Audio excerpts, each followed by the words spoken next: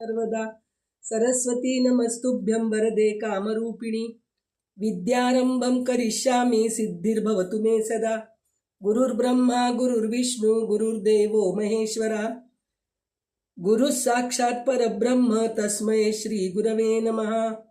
सर्वतीर्थमयी माता सर्वदेवमय पिता मातरं पितरं तस्मात् सर्वयत्नेन पूजयेत्। श्री गणेशाय नमः। श्री एकवीरा स्तोत्रम। एकवीरा महामाया पार्वती गिरिशा प्रिया गौरी कराली किंकाली विष्काली च महाप्रिया भैरवी उमा रमा चंडी महालक्ष्मी कुलेश्वरी महासरस्वती दुर्गा मृडाणी चंडिकांबिका आर्या दाक्षायणी चैव गिरिजा मेनकात्मजा रणे राज्य भवे दूते विवादे प्राणसंकटे नदी प्रतरणे घोरे सर्वत्र विजयो भवेत्। नामाष्टां दशकं चैव प्रातरुत्थ्यात यः पठेत् तस्य गृहे भयं नास्ति व्याधिभ्यश्च तथैव च दुर्गातिं तारिणीं घोरा ददाति च प्रजापशुं सिद्धिकामो लभे सिद्धि पठे स्तोत्रमिदं शुभं प्राप्नोति च स्थिरां लक्ष्मी सतारो गच्छ मङ्गलम्। आदिष्टवान् यथा स्वप्ने मार्कण्डेय मुनि स्वयं भक्त्या नित्यं स्तोत्रं पठेत् भक्तिसमन्विता प्राप्नोति देवी सायुज्यम् एकवीरा प्रसादता इति श्री एकवीरा देवी स्तोत्रं संपूर्णं। चरितं रघुनाथस्य शतकोटि प्रविस्तरम् एकैक अक्षरं पुंसां महापातकनाशनम् आपदामपहर्तारं दातारं सर्वसम्पदां लोकाभिरामं श्रीरामं भूयो भूयो नमाम्यहम्। रामाय रामभद्राय रामचन्द्राय वेदसे रघुनाथाय नाथाय सीताया पतये नमः। भर्जनं भवबीजानां अर्जनं सुखसम्पदां तर्जनं यमदूतानां राम रामेति गर्जनं कूजन्तं राम रामेति मधुरं मधुराक्षरम् आरुह्य कविता शाखा वन्दे वाल्मीकि कोकिलम्। राजाधिराज रामचंद्र महाराज की जय। श्री राम जय जय राम श्री राम जय जय राम श्री राम जय जय राम श्री राम जय जय राम श्री राम जय जय राम श्री राम जय जय राम श्री राम जय जय राम श्री राम जय जय राम श्री राम जय जय राम श्री राम जय जय राम श्री राम जय जय राम श्री राम जय जय राम श्री राम जय जय राम। राजाधिराज रामचंद्र भगवान की जय। सीता कांत स्मरण जय जय राम।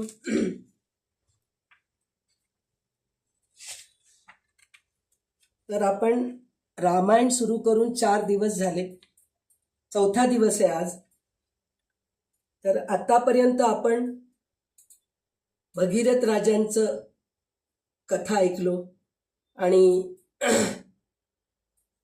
विश्वामित्रांनी रामचंद्र प्रभूंना त्यांच्या यज्ञाच्या रक्षणासाठी म्हणून दशरथ राजाकडे जाऊन विनंती करून त्यांना घेऊन गेले आणि त्या रक्षणासाठी म्हणून रामचंद्रांनी ताटका वध केलेले आहेत, मारीच वध केलेले आहेत, सुबाहू राक्षसांचे वध केलेले आहेत आणि अशा प्रकारे सगळ्यांचे वध करून यज्ञाचे रक्षण केले। हे सर्व आपण 3 दिवसापासून ऐकत आहोत। आज 4था दिवस आहे।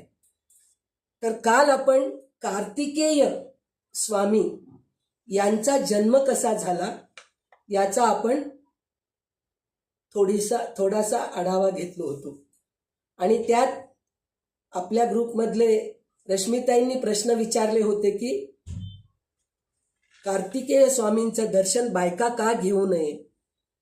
तर ते संपूर्ण ब्रह्मचारी होते म्हणून असेल असंच आहे आणि दुसरं काही त्याला संदर्भच नाहीये।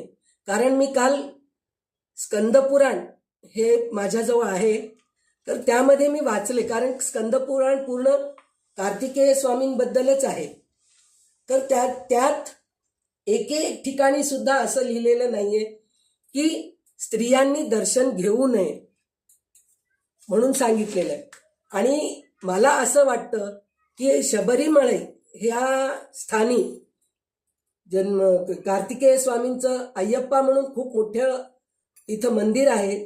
त्या यात्रेमध्ये संक्रांतीच्या वेळेस काहीतरी असतं ते यात्रा, तर त्या यात्रेमध्ये जे पिरियड्स येतात, महिन्याला पाळी येते, त्या बायकाने तिथे जाऊ नये असं तिथं हे आहे.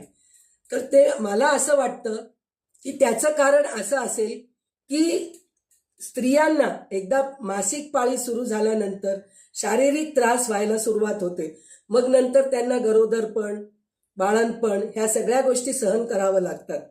म्हणूनच त्या यात्रेला जाण्यासाठी त्रास होत असेल म्हणून जाऊ देत नसतील असं मला असं वाटतंय. पण बाकी कुठंही असं उल्लेख नाहीये की स्त्रियांनी दर्शन घेऊ नये असं नाहीये. फक्त महाराष्ट्रामध्ये असं आहे की कोणाला तरी असं झालंय, कारण याच्या अगोदर पण एक कथा सांगितली होते मी, केसरी हनुमान म्हणून आमच्या हैदराबादमध्ये आहे. तिथं मारुतीच्या मंदिरमध्ये एक स्त्री पाळी असताना गेली होती आणि तिथंच जळून भस्म झाली. तेव्हापासून त्या गाभाऱ्यात, मंदिराच्या गाभाऱ्यात स्त्रियांना प्रवेश नाहीये. तर स्त्रिया सुद्धा स्वतः ओळखून तसं राहायला पाहिजे. तर काही स्त्रियांना हट्टीपणा असतं की नाही, का जाऊ नये, का करू नये. समाजामध्ये काही बंधने असतात आणि ते सगळे समाज पाळतात. आपण कोण आहेत त्याला बंधन तोडणारे? तर त्यावेळेस आपण थोडंसं विवेक वापरायला पाहिजे आणि सगळ्यांच्या मनाविरुद्ध जाऊन आपण करायचं नसतं. जे काही करायचे आपल्या घरी करू शकतो आपण, पण आपल्या मनासारखं आम्ही समाजात जाऊन करतो म्हणून म्हणलं तर चालत नसतं. तर त्याचप्रमाणे म्हणजे कार्तिकेय स्वामींचं जे महाराष्ट्रामध्ये मंदिर आहे तिथं स्त्रियांना येऊ देत नाही. याच्यासाठी म्हणून एक कुठेतरी असं लिहिलेलं दिसलं की कोणीतरी स्त्री काहीतरी पुरुष तिला बघितला की ती पुरुषाला बघितली असं काहीतरी झालं, म्हणजे वाईट नजरेने, तर ती लगेच विधवा झाली असं त्यामुळे मंदिरात जाऊ देत नाहीत, कार्तिकेय स्वामीच्या मंदिरात जाऊ देत नाहीत असं थोडक्यात वाचण्यात आलं. पण ते सुद्धा फक्त समजूत आहे असं म्हणूनच लिहिलेलं आहे. सत्य आहे की नाही हे कोणालाही माहीत नाही असं लिहिलेलं आहे. तर कार्तिकेय स्वामी त्यांना स्वतःला 2 पत्नी सुद्धा आहेत. तर ते ब्रह्मचारी म्हणून नाही आहेत, कारण दक्षिण भारतामध्ये त्यांच्या पत्नीसह सुद्धा त्यांचं विवाह करतात. ते ब्रह्मचारी म्हणून सुद्धा पूर्ण नाही आहेत. म्हणजे प्रत्येक पुराणांमध्ये, प्रत्येक ग्रंथांमध्ये वेगवेगळे कथा असू शकतात. कारण ह्या कथा, बऱ्याचशा कथा अशा आहेत की पहिले जसं आपण सिनेमा तयार करतो तर लेखक पहिले लिहितात, मग प्रोड्युसर त्याच्यामध्ये पैसे वगैरे घालून सगळं करून मग सिनेमा तयार करतात.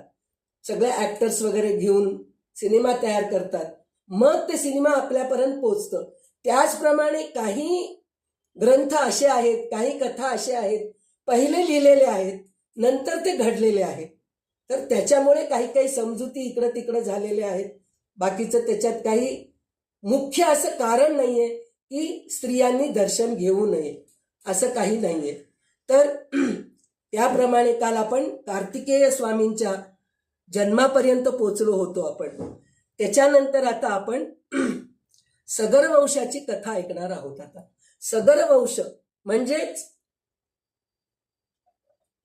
रामांचे पूर्वज, रघुवंशाचे आहेत हे सगर, आणि इक्ष्वाकू वंशाचे. तर या सगराची कथा अशी आहे, हे लवकुश सांगतायत रामांसमोर.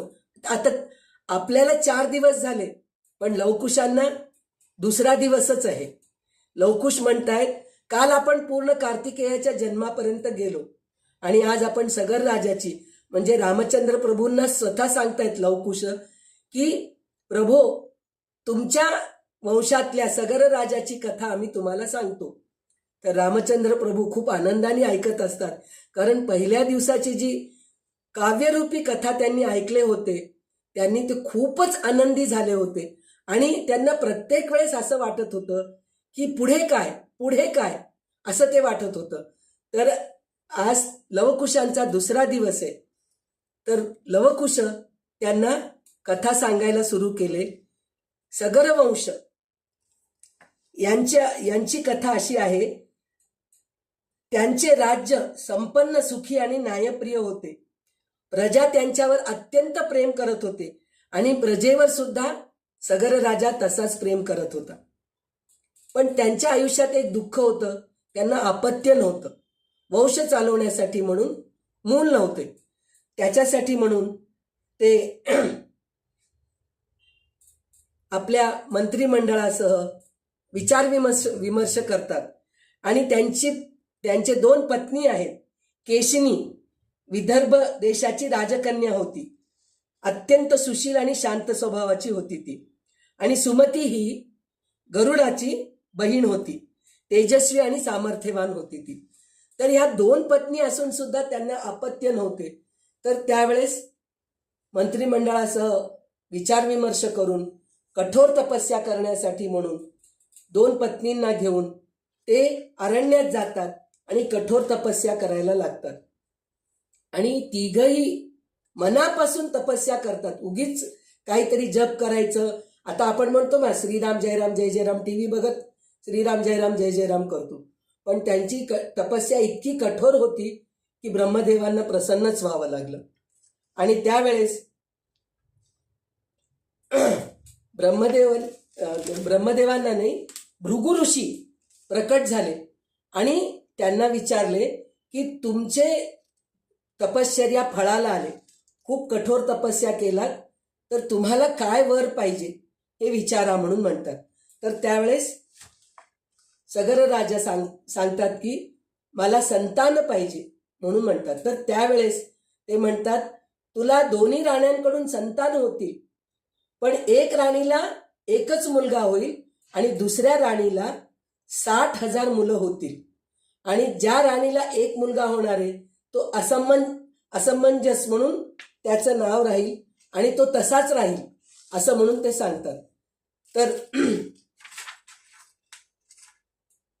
केशिनीला असमंजस म्हणजे थोडं बुद्धी कमी असलेला मुलगा जन्मला आणि सुमतीला तिच्या गर्भातून एक मोठा अंड्यासारखा गोळा निर्माण झाला.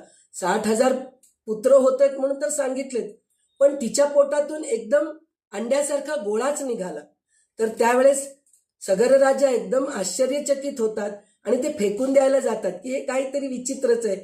तर त्यावेळेस ऋषींनी सांगितले की त्या गोळ्याचे तुकडे करा आणि एक एक छोट्या वाटीमध्ये किंवा भांड्यामध्ये तूप घाला आणि ते तुकडे त्या वाटींमध्ये ठेवा. असे 60,000 तुकडे करा आणि 60,000 वाट्यांमध्ये तूप घालून ते ठेवा. नंतर ते पुत्ररूपात प्रकट होतील असं म्हणून सांगतात. तर त्यासाठी म्हणून सगर राजा त्या अंड्याच्या आकाराच्या गोळ्याला तुकडे करतात आणि प्रत्येक वाटीत तूप घालून त्या वाटीमध्ये ते तुकडे ठेवून देतात. मग थोड्या दिवसानंतर ते सगळे मुलं त्या तुपाच्या वाटीतून, त्या अंड्याच्या गोळ्याच्या ह्याच्यातून पुत्र म्हणून प्रकट होतात. तर अशा प्रकारे त्यांच्या वंशात मुलं झाले. ते झाल्यानंतर तो जो असमंजस म्हणणारा जो मुलगा असतो की नाही, तो खूप दुष्टबुद्धीचा असतो. लोकांना त्रास देणं हे असं म्हणजे सगळ्यांना त्रास देणारा असतो. तर राजा जो आहे ना, खरोखर म्हणजे आपण म्हणतो ना, राजा रामचंद्र प्रभू हे आदर्श पुरुष होते. तर असे नाही, जे इक्ष्वाकू वंशाचे जे राजा होते ना, ते सगळेच आदर्श पुरुष, सत्यवान, धर्मनिष्ठ, प्रजेच्यावर प्रेम करणारे असेच होते. म्हणून सगर राजांनी आपल्या मुलाला गावाच्या बाहेर हाकलून दिले. ते म्हणाले की माझ्या राज्यात तू असा जर त्रास देत असलास तर तू राहायचं नाही. पण त्याच्याकडून त्यांना एक मुलगा होतो, त्याचं नाव असतं अंशुमान म्हणून असतं. तो मात्र अत्यंत गुणी आणि संपन्न होतो. मग हे सगळं झाल्यानंतर राजाला असं वाटतं की आपल्या राज्यामध्ये मुलं बाळ भरपूर झालेत, सगळं सुखसमृद्धी आहे, तर आपण अश्वमेध यज्ञ करूया. म्हणून ते अश्वमेध यज्ञ करण्यासाठी म्हणून सुरू करतात. तर अश्वमेध यज्ञासाठी म्हणून एक घोडा असतो. त्या घोड्याला घेऊन प्रत्येक राज्यात फिरतात आणि त्या घोड्याला बघून त्या राज्यातले राजा एका शरणागती पत्करतात. जे अश्वमेध यज्ञ करणारे असतात त्यांना शरणागती तरी पत्करतात किंवा त्यांच्याशी युद्ध करून जिंकतात किंवा हारतात. जिंकले तर मग अश्वमेध यज्ञ करू शकत नाही, हारले तर मात्र अश्वमेध यज्ञ करू शकतो, असं त्याचा नियम असतो. तर त्या नियमानुसार पांढरा घोडा, अश्वमेध यज्ञ आहे ना, अश्व म्हणजे घोडा, तर पांढऱ्या घोड्याला देऊन 60,000 मुलांना देऊन सगळ्या राज्यात फिरायला सांगतात. तर त्यावेळेस इंद्र आपला, त्याला सतत भीतीच असते, माझं पद कोणीतरी लुबाडून घेतील का, हेच त्याला भीती वाटते. तर त्याला असं वाटतंय की सगर राजा अश्वमेध यज्ञ करून माझं पद जर बळकावला तर, म्हणून तो काय करतो, अदृश्य रूपात येऊन त्या घोड्यालाच पळवून घेऊन जातो आणि घोड्याला पळवून घेऊन जाऊन कपिल मुनींच्या आश्रमामध्ये त्याला बांधून टाकतो. तर हे 60,000 मुलं जे आहेत की नाही, सर्व पृथ्वी पालथं घालतात, घोडा कुठं दिसतोय का म्हणून, कुठंही दिसत नाही. तर त्यांना असं वाटतं की पाताळामध्ये तर गेला नसेल घोडा, म्हणून ते पृथ्वी खणायला जातात. खणता खणता त्यांना दिसतच नाही. तर त्यावेळेस म्हणे त्या पृथ्वी खणण्यामुळे जे समुद्र निर्माण झालं की नाही, त्याच्यासाठीच त्या समुद्राचं नाव सागर असे म्हणतात. सगर राजाचे पुत्र पृथ्वी खणून जे समुद्र निर्माण केले त्याचे नाव सागर असे पडले, असे काही ग्रंथांमध्ये, काही कथेंमध्ये लिहिलेले आहे, भागवतामध्ये आहे स्वतः. आणि त्यानंतर त्यांना शोधत असताना कपिल मुनींच्या आश्रमामध्ये तो घोडा दिसतो. तर ते घोडा दिसल्यानंतर सगर राजाचे पुत्र त्यांना असं वाटते की, समजूत होते की 60,000 घोडा कपिल मुनींनीच लपून अदृश्य रूपामध्ये चोरून आणून बांधून ठेवलेत असं त्यांना वाटतं.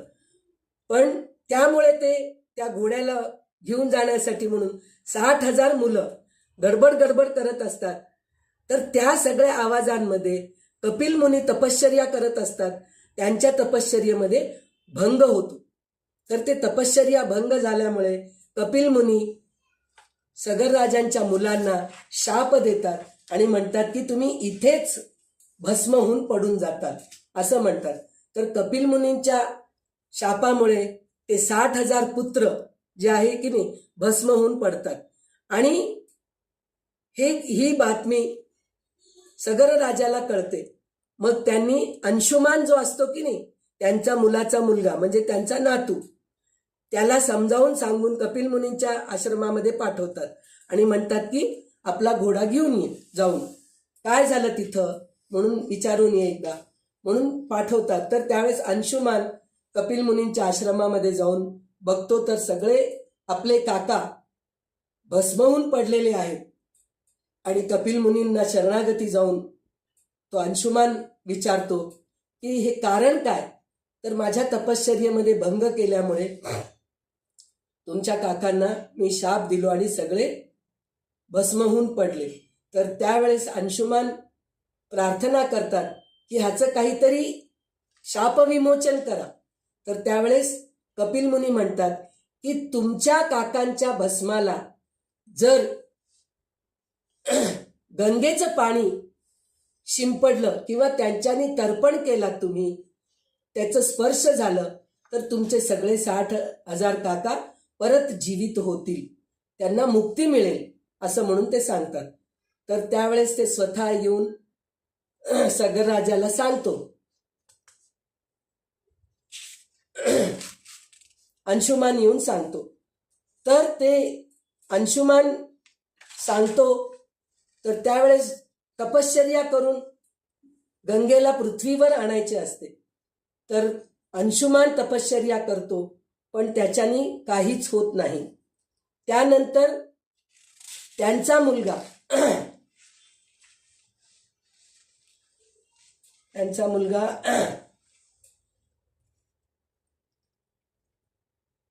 अंशुमानचा पुत्र दिलीप हा पण तपश्चर्या करतो, त्याच्यानी पण काही फळ मिळत नाही. त्यानंतर त्यांचा पुत्र भगीरथ हे तपश्चर्या करतात आणि त्यांची घोर तपश्चर्या पाहून गंगा प्रसन्न होते आणि ती म्हणते की मी येते तुझ्यासोबत पृथ्वीवर, पण माझा वेग इतका आहे की ते पृथ्वी सहन करणार नाही. तर त्यावेळेस भगीरथ राजा शिवाची तपश्चर्या शिवाजवळ जाऊन तपश्चर्या करतात आणि म्हणतात की माझ्या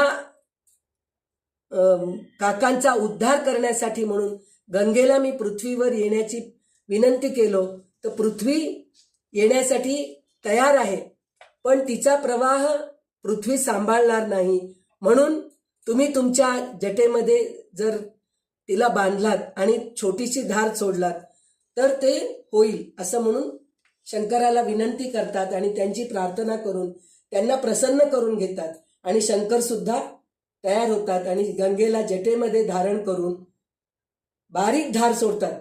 तर आज जे आपल्याला गंगा दिसतीये आपल्याला खूप मोठ्या प्रमाणात दिसतीये, पण शंकर भगवानांनी स्वतःच्या जटेतून छोटीशी धार सोडलेली आहे, म्हणून ते पृथ्वी सांभाळू शकते. म्हणजे विचार करा की गंगा किती मोठी आहे आणि तिचं छोटं धारच आहे.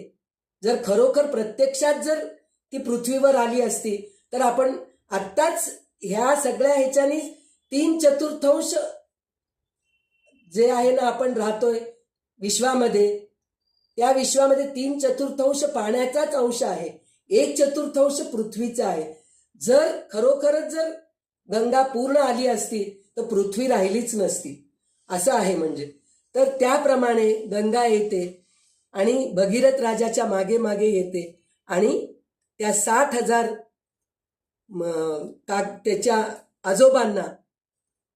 आजोबांचे जे भस्म झालेले असतात त्यांना स्पर्श करते आणि त्यातून ते 60,000 आजोबांना मुक्ती मिळते आणि पहिले शरीर मिळते त्यांना, त्यानंतर त्यांना मुक्ती मिळते. तर याचा अर्थ असा आहे की जर गंगेच्या काठी जर आपण पितृतर्पण श्राद्ध पक्ष जर केलो तर खरोखर आपल्या पितरांना सुद्धा उद्धार, आपल्या पितरांचे पण उद्धार होते आणि त्यांना मुक्ती मिळते, मोक्ष मिळते असं म्हणून म्हणतात. तर त्याच्यात अजून एक गूढ असं आहे की गंगेच्या नदीमध्ये जर असती तिथं जाऊन खरं तर म्हणतात बरेच लोकांचा असं विषय आहे की गंगेच्या काठी हरिश्चंद्र घाट, मणिकर्णिका घाट असे 2 घाट आहेत काशीमध्ये.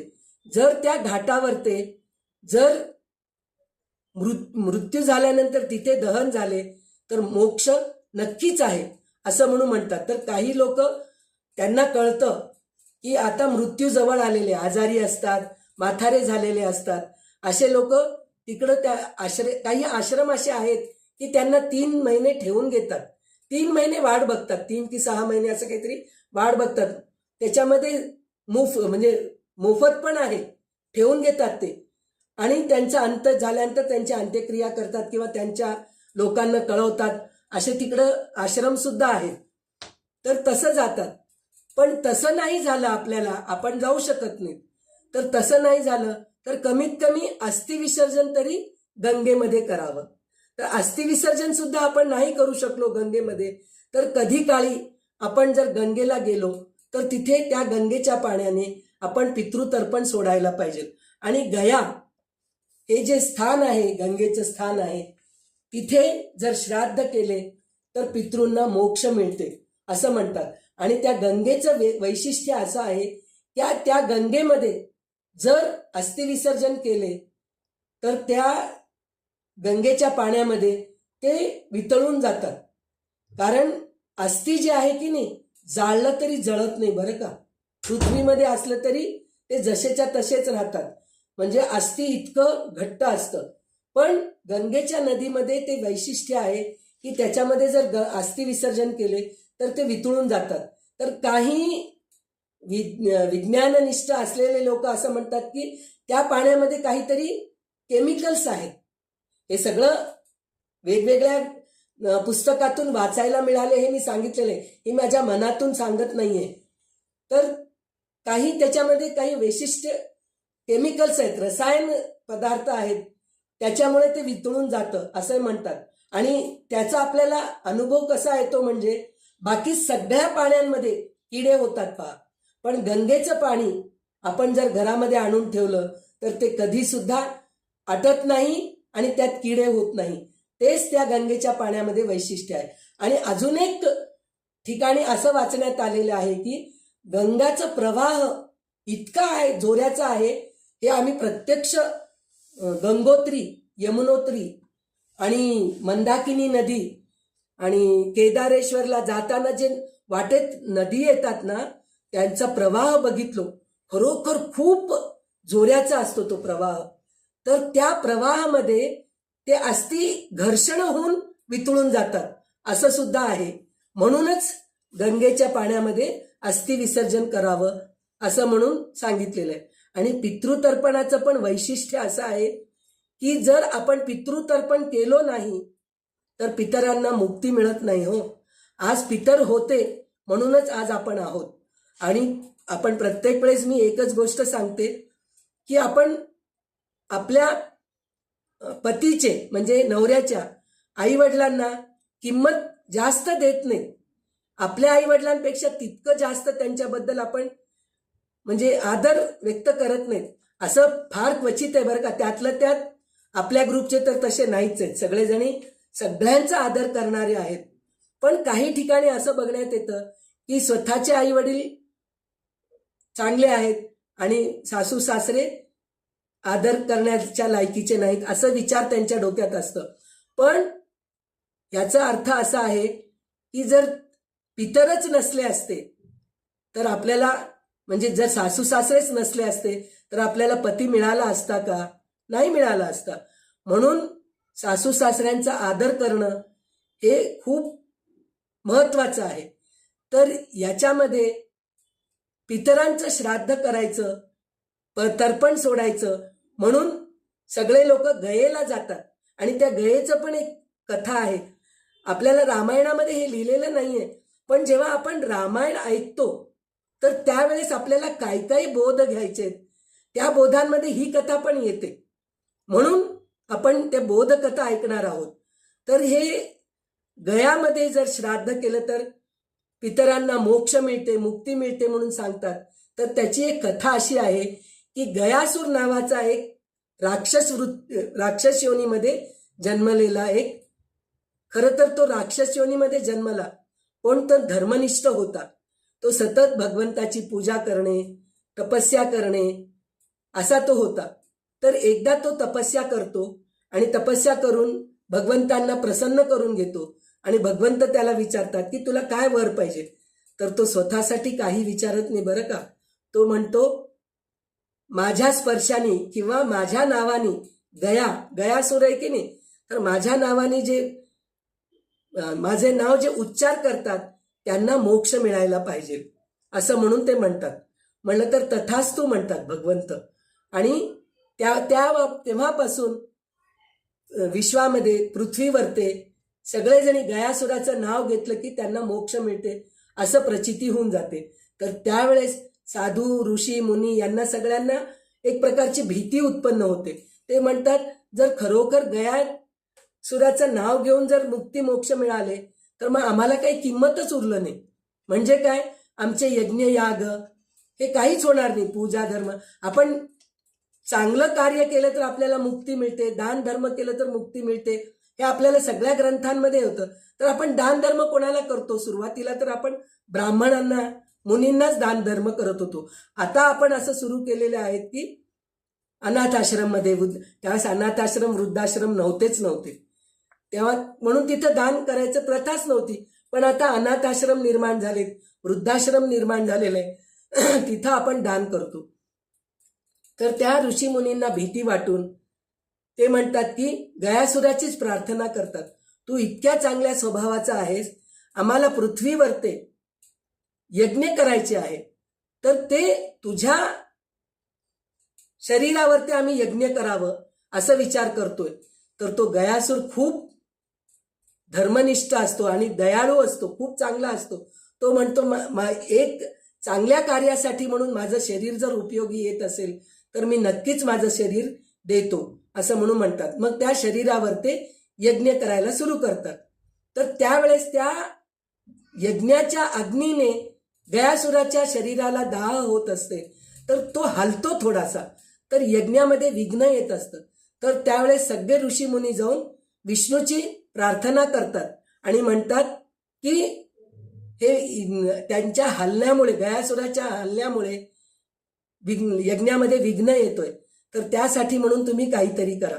तर त्यावेळेस भगवंत स्वतःचं पाय गयासुराच्या वर ठेवतात, छातीवर ठेवतात आणि दाबून ठेवतात आणि तेव्हा ते पूर्ण यज्ञ संपूर्णाला येते. त्यानंतर भगवान विष्णू प्रसन्न होतात आणि सगळे ऋषीमुनी प्रसन्न होतात. ते म्हणतात की गयासुरा, तू आमच्या कार्यासाठी म्हणून तुझे शरीर आम्हाला दिलास, तुला काय पाहिजे? तर तो म्हणतो की ज्या ठिकाणी, ज्या पृथ्वीवर ते माझे शरीर आहे आणि त्या शरीरावर ते भगवंताचे पाय आहे, तर या ठिकाणी जे कोणी श्राद्ध तर्पण करतील तर त्यांना मुक्ती मिळेल म्हणून सांगितलेलं. तर हे गयामध्ये म्हणजे काशीमध्ये जे गया, प्रयाग, काशी हे सगळे जवळजवळ आहेत की नाही, तिथे जर श्राद्ध कर्म केलं, पितृतर्पण केले तर नक्कीच मोक्ष मिळते. म्हणून बरेच लोक आपल्या आई वडिलांच्या, सासू सासऱ्यांच्या सगळ्यांचं तर्पण करण्यासाठी, श्राद्ध करण्यासाठी म्हणून तिथे जातात.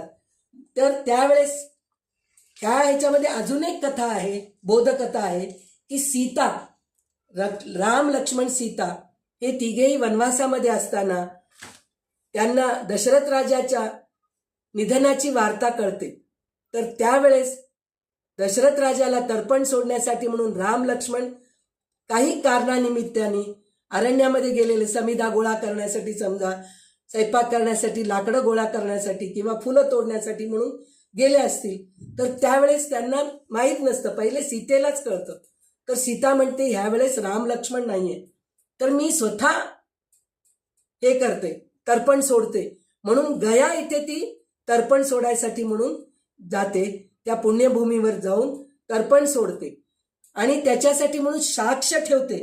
ती कोणाकोणाला साक्ष ठेवते म्हणजे फाल्गुनी नदी, गाय, तुळस आणि वटवृक्ष ह्या 4 जणांना साक्षी म्हणून ठेवते. आणि तर्पण त्यावेळेस तिच्याजवळ असं भात वगैरे काही नसतं, तांदूळाने बनवलेलं किंवा कणकेनी बनवलेलं असं काहीच नसतं. तर ती वाळूनीच पिंड तयार करते आणि तिथं श्राद्ध कर्म करते. तर ते सगळं झाल्यानंतर राम लक्ष्मण येतात आणि बघतात हे श्राद्ध कोण केलंय. तर त्यावेळेस सीता म्हणते मीच केले. तर कोणासाठी केले? तर दशरथ राजाच्या निधनाची वार्ता कळालेली आहे, त्याच्यासाठी मी हे श्राद्ध केलेले आहे. तर त्यावेळेस राम म्हणतात तू खरं सांगतीयस का? तर त्यावेळेस ती साक्ष म्हणून ह्या चौघांना उभा करते आणि म्हणते की साक्ष द्या तुम्ही. तर फाल्गुन नदी, गाय आणि तुळस हे 3 जणी साक्ष देत नाहीत रामांना घाबरून, कारण स्त्रियांनी श्राद्ध करू नये असे काही ग्रंथांमध्ये लिहिलेले आहे आणि हे सत्य आहे. तर तसं म्हणून ते घाबरून सांगत नाहीत. पण वटवृक्ष म्हणतात काही होऊ दे, मी सत्य बोलतो, म्हणून वटवृक्ष त्यांना साक्ष देतात. तर त्यावेळेस सीता माताला राग येते. ती म्हणते मी तुम्हाला चौघांना साक्ष म्हणून ठेवले होते, पण तुम्ही ते साक्ष दिला नाहीत. तर वटवृक्षाला ती म्हणते, आशीर्वाद देते की तू पूजनीय होशील. आज पहा वटपौर्णिमा काल, तर त्या वटपौर्णिमेच्या निमित्तानेच आपण त्या वटवृक्षाला पूजा करतो. आणि सत्यवान सावित्री, सत्य बोललेला आहे हा वटवृक्ष. आणि ते सत्यवान सावित्रीचं पण तीच कथा आहे. ती सत्यनिष्ठ असते आणि यमधर्मराजाकडून आपल्या पतीला यमलोकातून परत आणते, हीच कथा आहे. म्हणजे हा योगायोगच असतो पहा की वटपौर्णिमा जवळ आहे आणि आपल्याला हे कथा ऐकायला मिळाली. आणि त्यानंतर नदी, फाल्गुनी नदी, गाय आणि तुळस ह्या 3घांना ती शाप देते.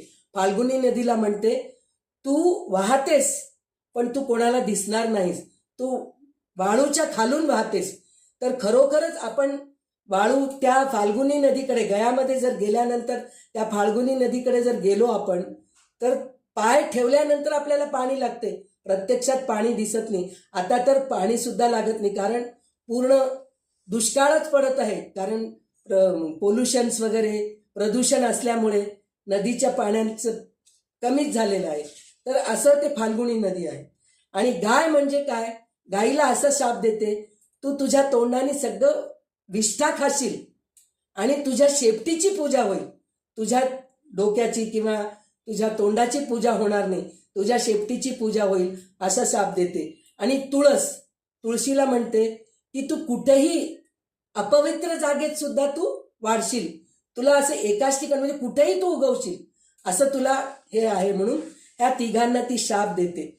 आणि त्यामुळेच आपल्याला बघा, तुळस कुठेही उगवलेले दे, म्हणजे दळ कुठं पडलं तुळशीचे, तिथं तुळशी वाढलेले दिसते. एक एकदा पायापायात येते. हे अनुभव मला स्वतःला आलेला आहे. एकदा असंच भागवत कथाचं मी काय म्हणतात समाप्ती करणार होते, त्यावेळेस तुळस सगळ्यांना दान द्यावं अशी माझी इच्छा होती. तर मी विकत आणायला जाणार होते. त्यावेळेस विकत नव्हते, म्हणजे खूप वर्षापूर्वी असं नर्सरी वगैरे नव्हते आमच्या जवळपास कुठेही. आत्ता एक 10-15 वर्षापूर्वीपासून हे नर्सरीचं सगळं निघालेलं आहे. त्याच्या आधी असतील हे मलाही माहीत नव्हतं. तर मी आपल्या ग्रुपमध्ये लता गाडे आहे ना, तिला फोन करून सांगितले की तुझ्या घराजवळ जर तुळशीचे जर रोप असेल तर घेऊन ये.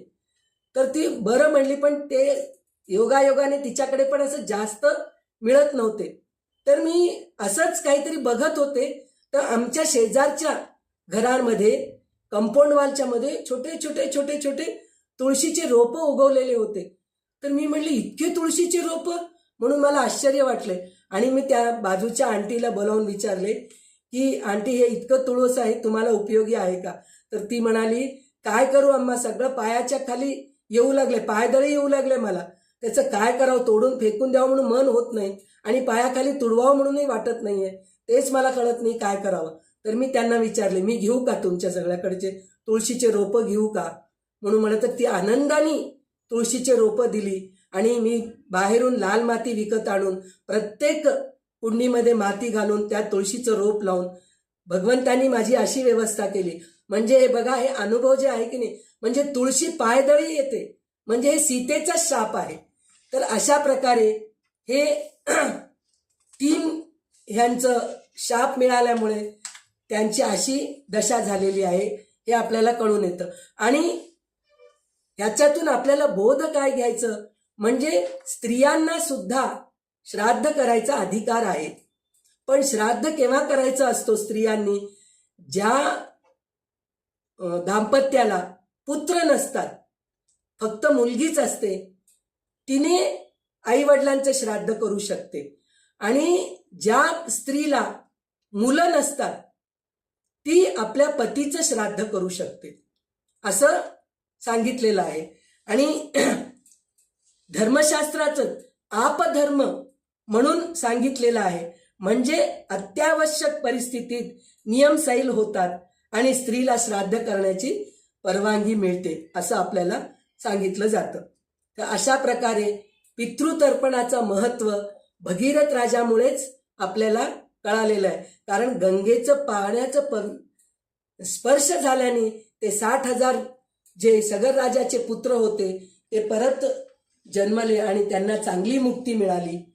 त्यामुळेच आपण पितृतर्पण करायला पाहिजे, ही बोध आपल्याला मिळतं, हा बोध आपल्याला मिळतो. त्याच्यानंतर राजा रामचंद्र प्रभू ही गंगेची पवित्र कथा ऐकल्यानंतर त्यांना अजून उत्सुकता निर्माण होत असते. गंगेच्या काठी जे जे नगरी वसलेली आहेत, जे जे आश्रम आहेत, त्या सगळ्यांच्या बद्दल कुतूहलाने विश्वामित्रांना ते प्रश्न विचारत असतात. तर ते पुढे जात असताना, हे गंगेची कथा ऐकल्यानंतर पुढे पुढे जात असताना त्यांना विशाला नावाचे एक नगरी दिसते. त्या नगरी इतकं वैभव संपन्न असतं, त्या नगरीला बघितलं की रामांना खूप आनंद होतो. आणि ते विश्वामित्रांना विचारतात की ही नगरी इतकी संपन्न आहे, ही नगरी कोणाची आहे, ह्या नगरामध्ये कोणता राजवंश वाढतो आहे. म्हणून विचारतात. तर त्यावेळेस विश्वामित्र ऋषी त्या विशाला नगरीच्या बद्दल वैशिष्ट्य सांगायला सुरुवात करतात. तर तेव्हा ते अशा ह्याच्याने सुरुवात करतात की दिती आणि अदिती हे दोन कश्यप मुनींचे पत्नी आहेत. तर त्या दोघांना दितीला असुर जन्मतात आणि अदितीला सुर जन्मतात, म्हणजे देव राक्षस. दितीला राक्षस जन्मतात आणि अदितीला देव जन्मतात आणि सतत त्या दोघांच्या मध्ये भांडण होत असते. तर एकदा त्या दोघांच्या मध्ये असं विचार निर्माण होते की आपल्याला अजरामर व्हायचंय, तर त्यासाठी आपण काय करायला पाहिजे. म्हणून हे सुर असुर दोघे एकत्र येऊन विचारविमर्श करत असतात. तितक्यात भगवान विष्णू येतात आणि विचारतात की काय चाललंय तुमच्यामध्ये. तर त्यावेळेस ते म्हणतात की आम्हाला अजरामर व्हायचंय. हे रामायणामध्ये लिहिलेलं आहे, पण भागवतामध्ये वेगळी कथा आहे. त्याच्यामध्ये असं आहे की सुरांना शुक्राचार्यांना एक विद्या अशी होती की ते मेलेल्या असुरांना परत जीवित करत होते मंत्रांनी. तर ते सतत जीवित व्हायचे, हे देवांकडे काहीही असं नव्हतं. तर त्यासाठी म्हणून ते भगवंताकडे प्रार्थना करतात की आम्हाला सुद्धा अमरत्व पाहिजे. तर त्यासाठी भगवंत म्हणतात की समुद्र मंथन करून त्याच्यातून आपण अमृत प्राप्त करूया. म्हणून भागवतातली कथा अशी आहे. इकडली कथा अशी आहे की ते सुर असुर दोघेच विचारविमर्श करून भगवंतापुढे जातात. तर भगवंत त्यांना सांगतात की समुद्र मंथन करा, तर त्यातून आपल्याला अमृत कलश मिळेल आणि ते पिले तर सगळेजणी अजरामर होतील असं म्हणून सांगतात. तर त्यासाठी म्हणून काय करायचं म्हणून म्हणलं तर मंदर पर्वत रवी म्हणून वापरायचं. मंथन दंड म्हणतात त्याला. आणि त्याला वासुकी नागाची दोरी बनवायला पाहिजे आणि मंथन सुरू करायला पाहिजे. म्हणून वासुकी नाग घेऊन त्या मंदर पर्वताला, मेरू पर्वताला बांधून घुसळायला सुरू करतात, मंथन करायला सुरू करतात. पण ती पर्वत जे आहे ना खाली खाली खाली खाली निघून जात असते, बुडत असते. तर त्यावेळेस सगळेजणी भगवंताला प्रार्थना करतात. तर भगवंत त्या मेरू पर्वताला उचलण्यासाठी म्हणून कूर्म अवतार घेतात, म्हणजे कासवाचं रूप घेऊन विशाल कासव होतात आणि त्यांच्या स्वतःच्या पाठीवर ते मेरू पर्वत ठेवून समुद्र मंथनाला सुरू करतात. समुद्र मंथनाला सुरू केल्या त्यावेळेस त्या वासुकी नदीच्या मुखातून विष बाहेर येत असते. तर ते विषाने दाह होते आणि काही असुर ऋषीमुनी मृत्युमुखी पडत असतात. तर हे बघून सगळेजणी भगवान शंकराला प्रार्थना करतात की तुम्ही हे विषाचं काहीतरी करा. तर त्यावेळेस भगवान शंकर असे म्हणतात की मला काहीही होत नाही, मी हे विष प्राशन करायला तयार आहे.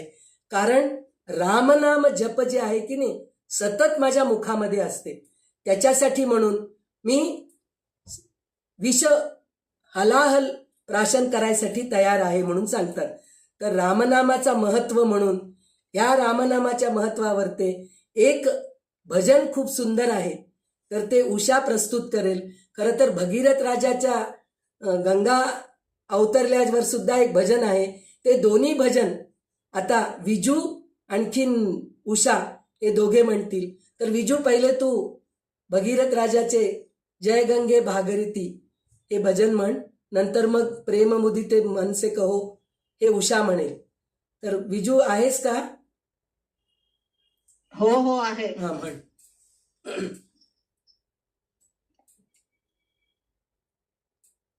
जय गंगे भागीरथी, जय गंगे भागीरथी, हर गंगे भागीरथी, हर गंगे भागीरथी.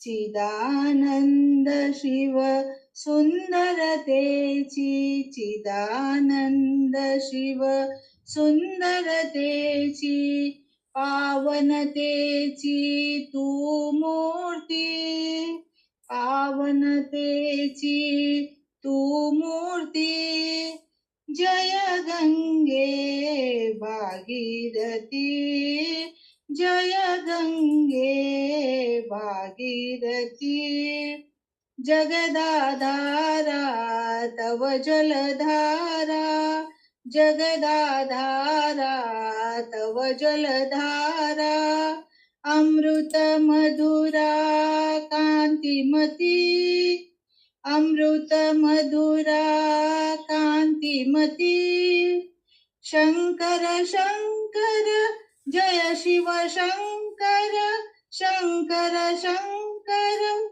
जय शिव शंकर, शंकर शंकर जय शिव शंकर, शंकर शंकर जय शिव शंकर, लहरी लहरीचा निनादती, लहरी लहरीचा निनादती, जय गंगे भागीरथी, जय गंगे भागीरथी, हर गंगे भागीरथी, हर गंगे भागीरथी, जय गंगे, जय गंगे, जय गंगे भागीरथी. छान, एकदम मस्त. उषा, नामस्मरणावर ते भजन म्हण. उषा आहेस का? आहे.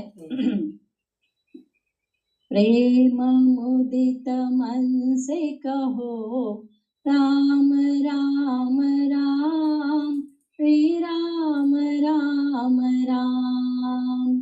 प्रेम मुदित मन से कहो, राम राम राम, श्री राम राम राम. पाप कटे दुःख मिटे, लेत राम नाम. पाप कटे दुःख मिटे, लेत राम नाम. भव समुद्र सुखद नाव, एक राम नाम. राम राम राम, श्री राम राम राम. राम राम राम, श्री राम राम राम. परम शांती सुख निधान, दिव्य राम नाम. परम शांती सुख निधान, दिव्य राम नाम. निराधार को आधार, एक राम नाम. राम राम राम, श्री राम राम राम. राम राम राम, श्री राम राम राम. परम गोप्य परम इष्ट, मंत्र राम नाम. परम गोप्य परम इष्ट, मंत्र राम नाम. पाप कटत मुक्त करत, एक राम नाम.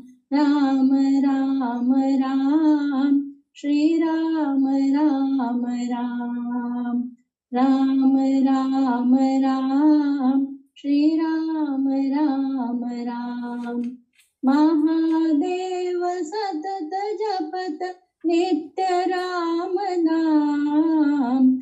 महादेव सतत जपत, नित्य राम नाम. संत हृदय सदा बसत, एक राम नाम. राम राम राम, श्री राम राम राम. राम राम राम, श्री राम राम राम. माता पिता बंधु सखा, सब ही राम नाम. माता पिता बंधु सखा, सब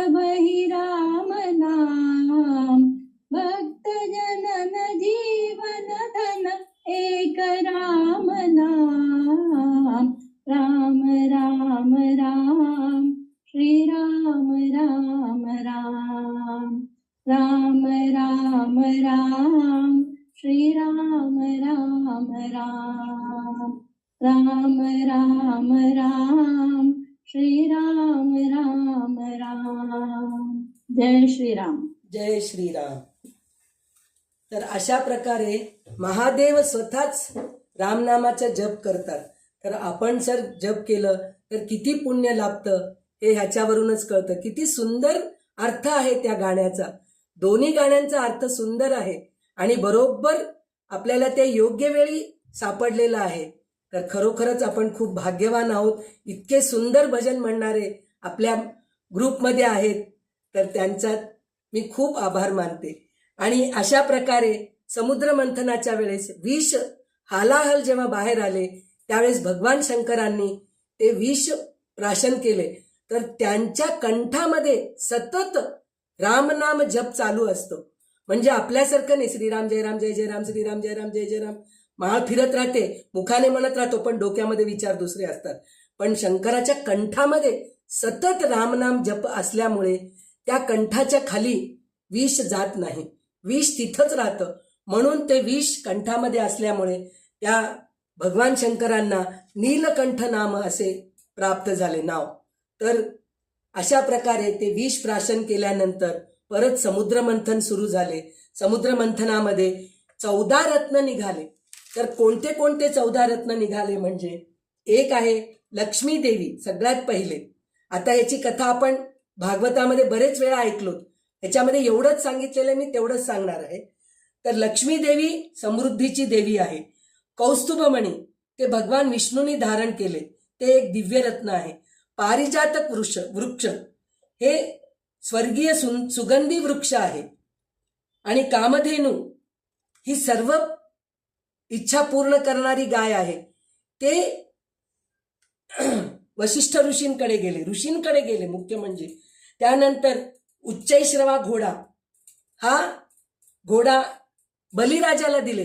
कारण सगळं काही ऋषी मुनी देव हेच घ्यायला लागले तर असुरांना पण राग येतो ना.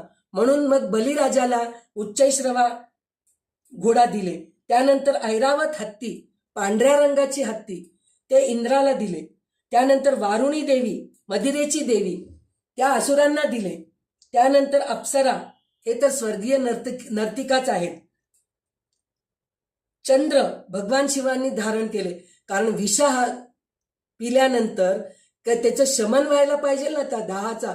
तर चंद्र हा शीतल आहे, थंड आहे, म्हणून ते चंद्रशेखर झाले त्यामुळेच ते. तर त्यांच्या जटेवर ते चंद्र त्यांनी धारण केले. नंतर शंख निघाले.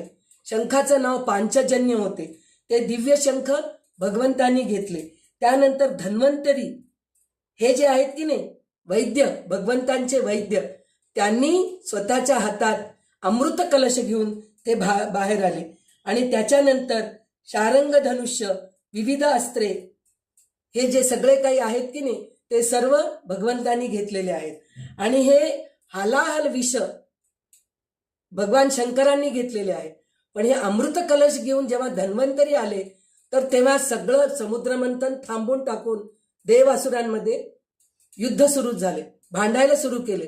तर त्यावेळेस भगवान स्वतः मोहिनीचे अवतार घेतले. तर ह्याच्यामध्ये मोहिनी अवतार सुद्धा आहे. तर मोहिनी अवतार घेऊन त्या अमृत कलश हातात घेतले आणि असुरांना मोहित केले आणि सुरांना अमृत पाजवले. अशी ही कथा आहे. तर असा झाल्यानंतर सगळे जे असुर आहेत त्यांना खूप राग येतो. राग येऊन ते युद्ध करायला सुरू करतात. त्या युद्धामध्ये आता हे भगवंतांनी अमृतच दिलेले आहे तर बरेच राक्षस मृत्युमुखी पडतात. तर त्यावेळेस ती दिती जी असती की नाही ती राक्षसांची आई असती. तर तिला खूप दुःख होते. दुःख होऊन ती स्वतःच्या पतीकडे जाऊन प्रार्थना करते की मला ह्या देवांना मारण्यासाठी म्हणून एक पुत्र पाहिजे, त्याच्यासाठी मला काहीतरी व्रत सांगा. तर त्यावेळेस ते व्रत सांगतात. पूसवन असं काहीतरी व्रत आहे. त्या व्रताचं असं नियम असतं, कठोर नियम असतात.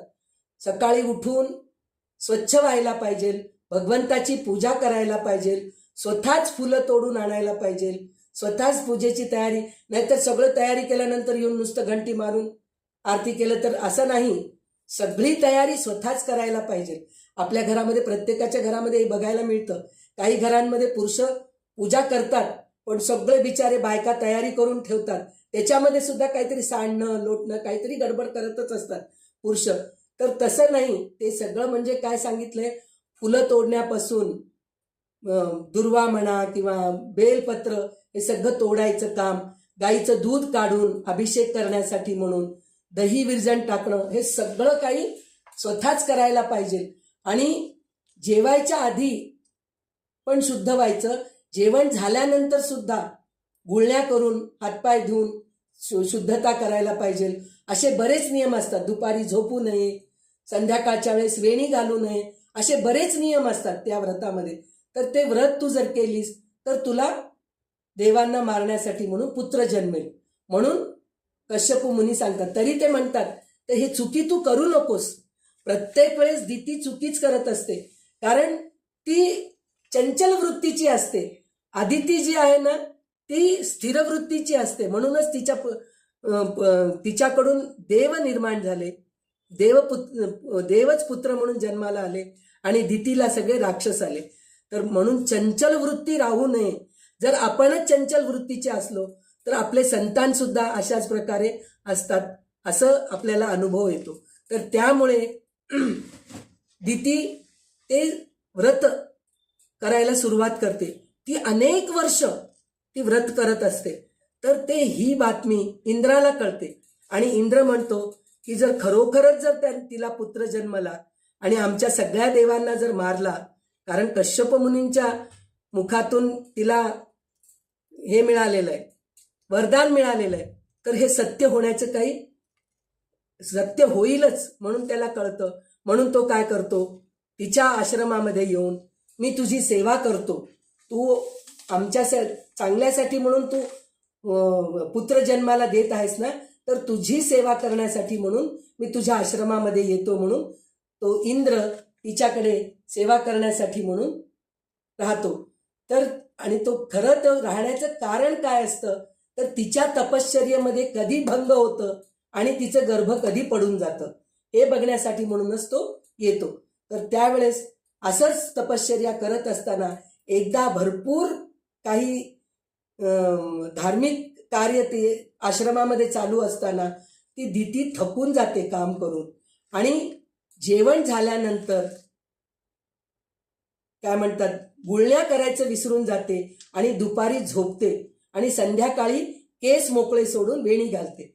तर त्याच्यासाठी म्हणून ते व्रताचे भंग, नियमाचा भंग होतो हे इंद्राला कळते आणि तो ती झोपल्या तेव्हा तिच्या गर्भामध्ये जाऊन त्या गर्भाचे 7 तुकडे करतो.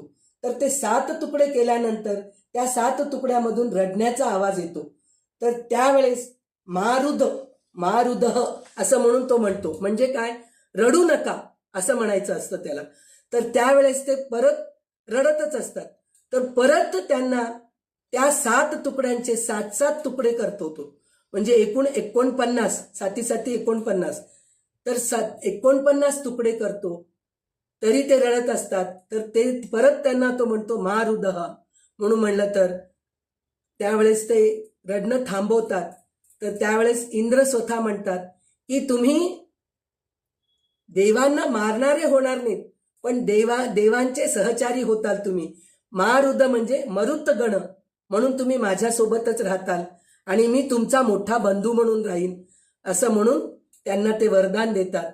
आणि ही बातमी तिला झोपेतून उठल्यानंतर कळते की अरे माझ्या गर्भाचे तुकडे झालेत, 49 तुकडे झालेत.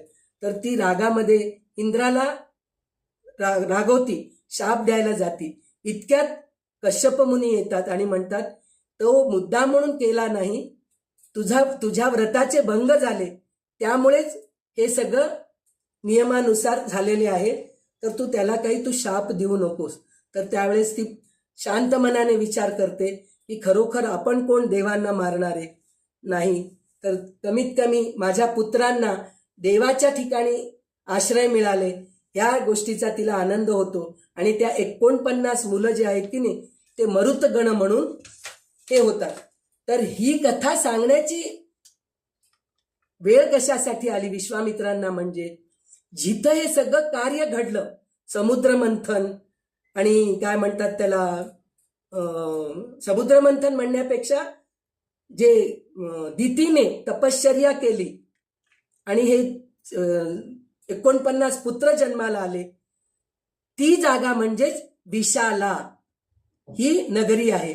रामांनी विचारले होते ना विश्वामित्रांना की ही नगरी कोणाची आहे म्हणून विचारले, तर ती नगरी, त्या नगरीमध्येच हे दितीने व्रताचं नियम पालन केलेले स्थळ आहे ते. आणि आता त्या स्थळावर ते इक्ष्वाकू वंशाचे राजे इथं राज्य करत आले आहेत म्हणून विश्वामित्र सांगतात.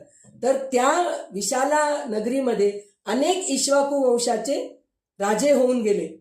त्यात ककुस्थ नावाचे जे राजे होते त्यांना एक पुत्र होता, तो सुमती नावाचा होता. तर तो आता इथे राज्य करत आहे असं म्हणून विश्वामित्र त्यांना सांगतात. सांगितल्यानंतर तितक्यात सुमती राजा स्वतः विश्वामित्र आणि 2 राजकुमार आपल्या नगरीत आलेले आहेत ही बातमी त्याला कळते आणि तो त्यांच्या स्वागतासाठी म्हणून तो नदीकाठी येतो आणि त्यांना स्वागत करून त्यांच्या नगरीत घेऊन जातो, राज्य दरबारात घेऊन जातो, उचित स्वागतोच्चार करून त्यांना आनंदी करतो. आणि त्यानंतर विश्वामित्रांना सुमती राजा विचारतो की हे 2 पुत्र कोण आहेत, कारण त्यांच्या चेहऱ्यावर खूप तेज आहे, त्यांच्यामध्ये काहीतरी विशिष्ट शक्ती आहे हे जाणवत आहे, हे 2 पुत्र कोण आहेत म्हणून विचारलं. तर त्यावेळेस म्हणतात हे सुद्धा इक्ष्वाकू वंशाचेच आहेत आणि ते राजा दशरथाचे 2 पुत्र आहेत, राम आणि लक्ष्मण. त्यांनी माझ्या यज्ञपूर्तीसाठी म्हणून सिद्धाश्रमामध्ये येऊन सगळ्या असुरांचा नाश केले, वध केले आणि माझी यज्ञपूर्तीची कार्य पूर्ण केले, असे हे रामचंद्र प्रभू आणि लक्ष्मण आहेत म्हणून सांगतात. तर आपल्याला रामरक्षामध्ये काकुस्थ पुरुष पूर्णा कौसल्यो रघुत्तमा वेदांत वेद्यो यज्ञेशा पुराणो पुरुषोत्तमा म्हणून जे आपल्याला श्लोक येतं की नाही, त्या श्लोकामध्ये काकुस्थ म्हणून जे नाव आलेलं आहे तेच काकुस्थ राजा जे आहे की नाही ते हे सुमती राजाचे वडील आहेत असं आपल्याला कळते.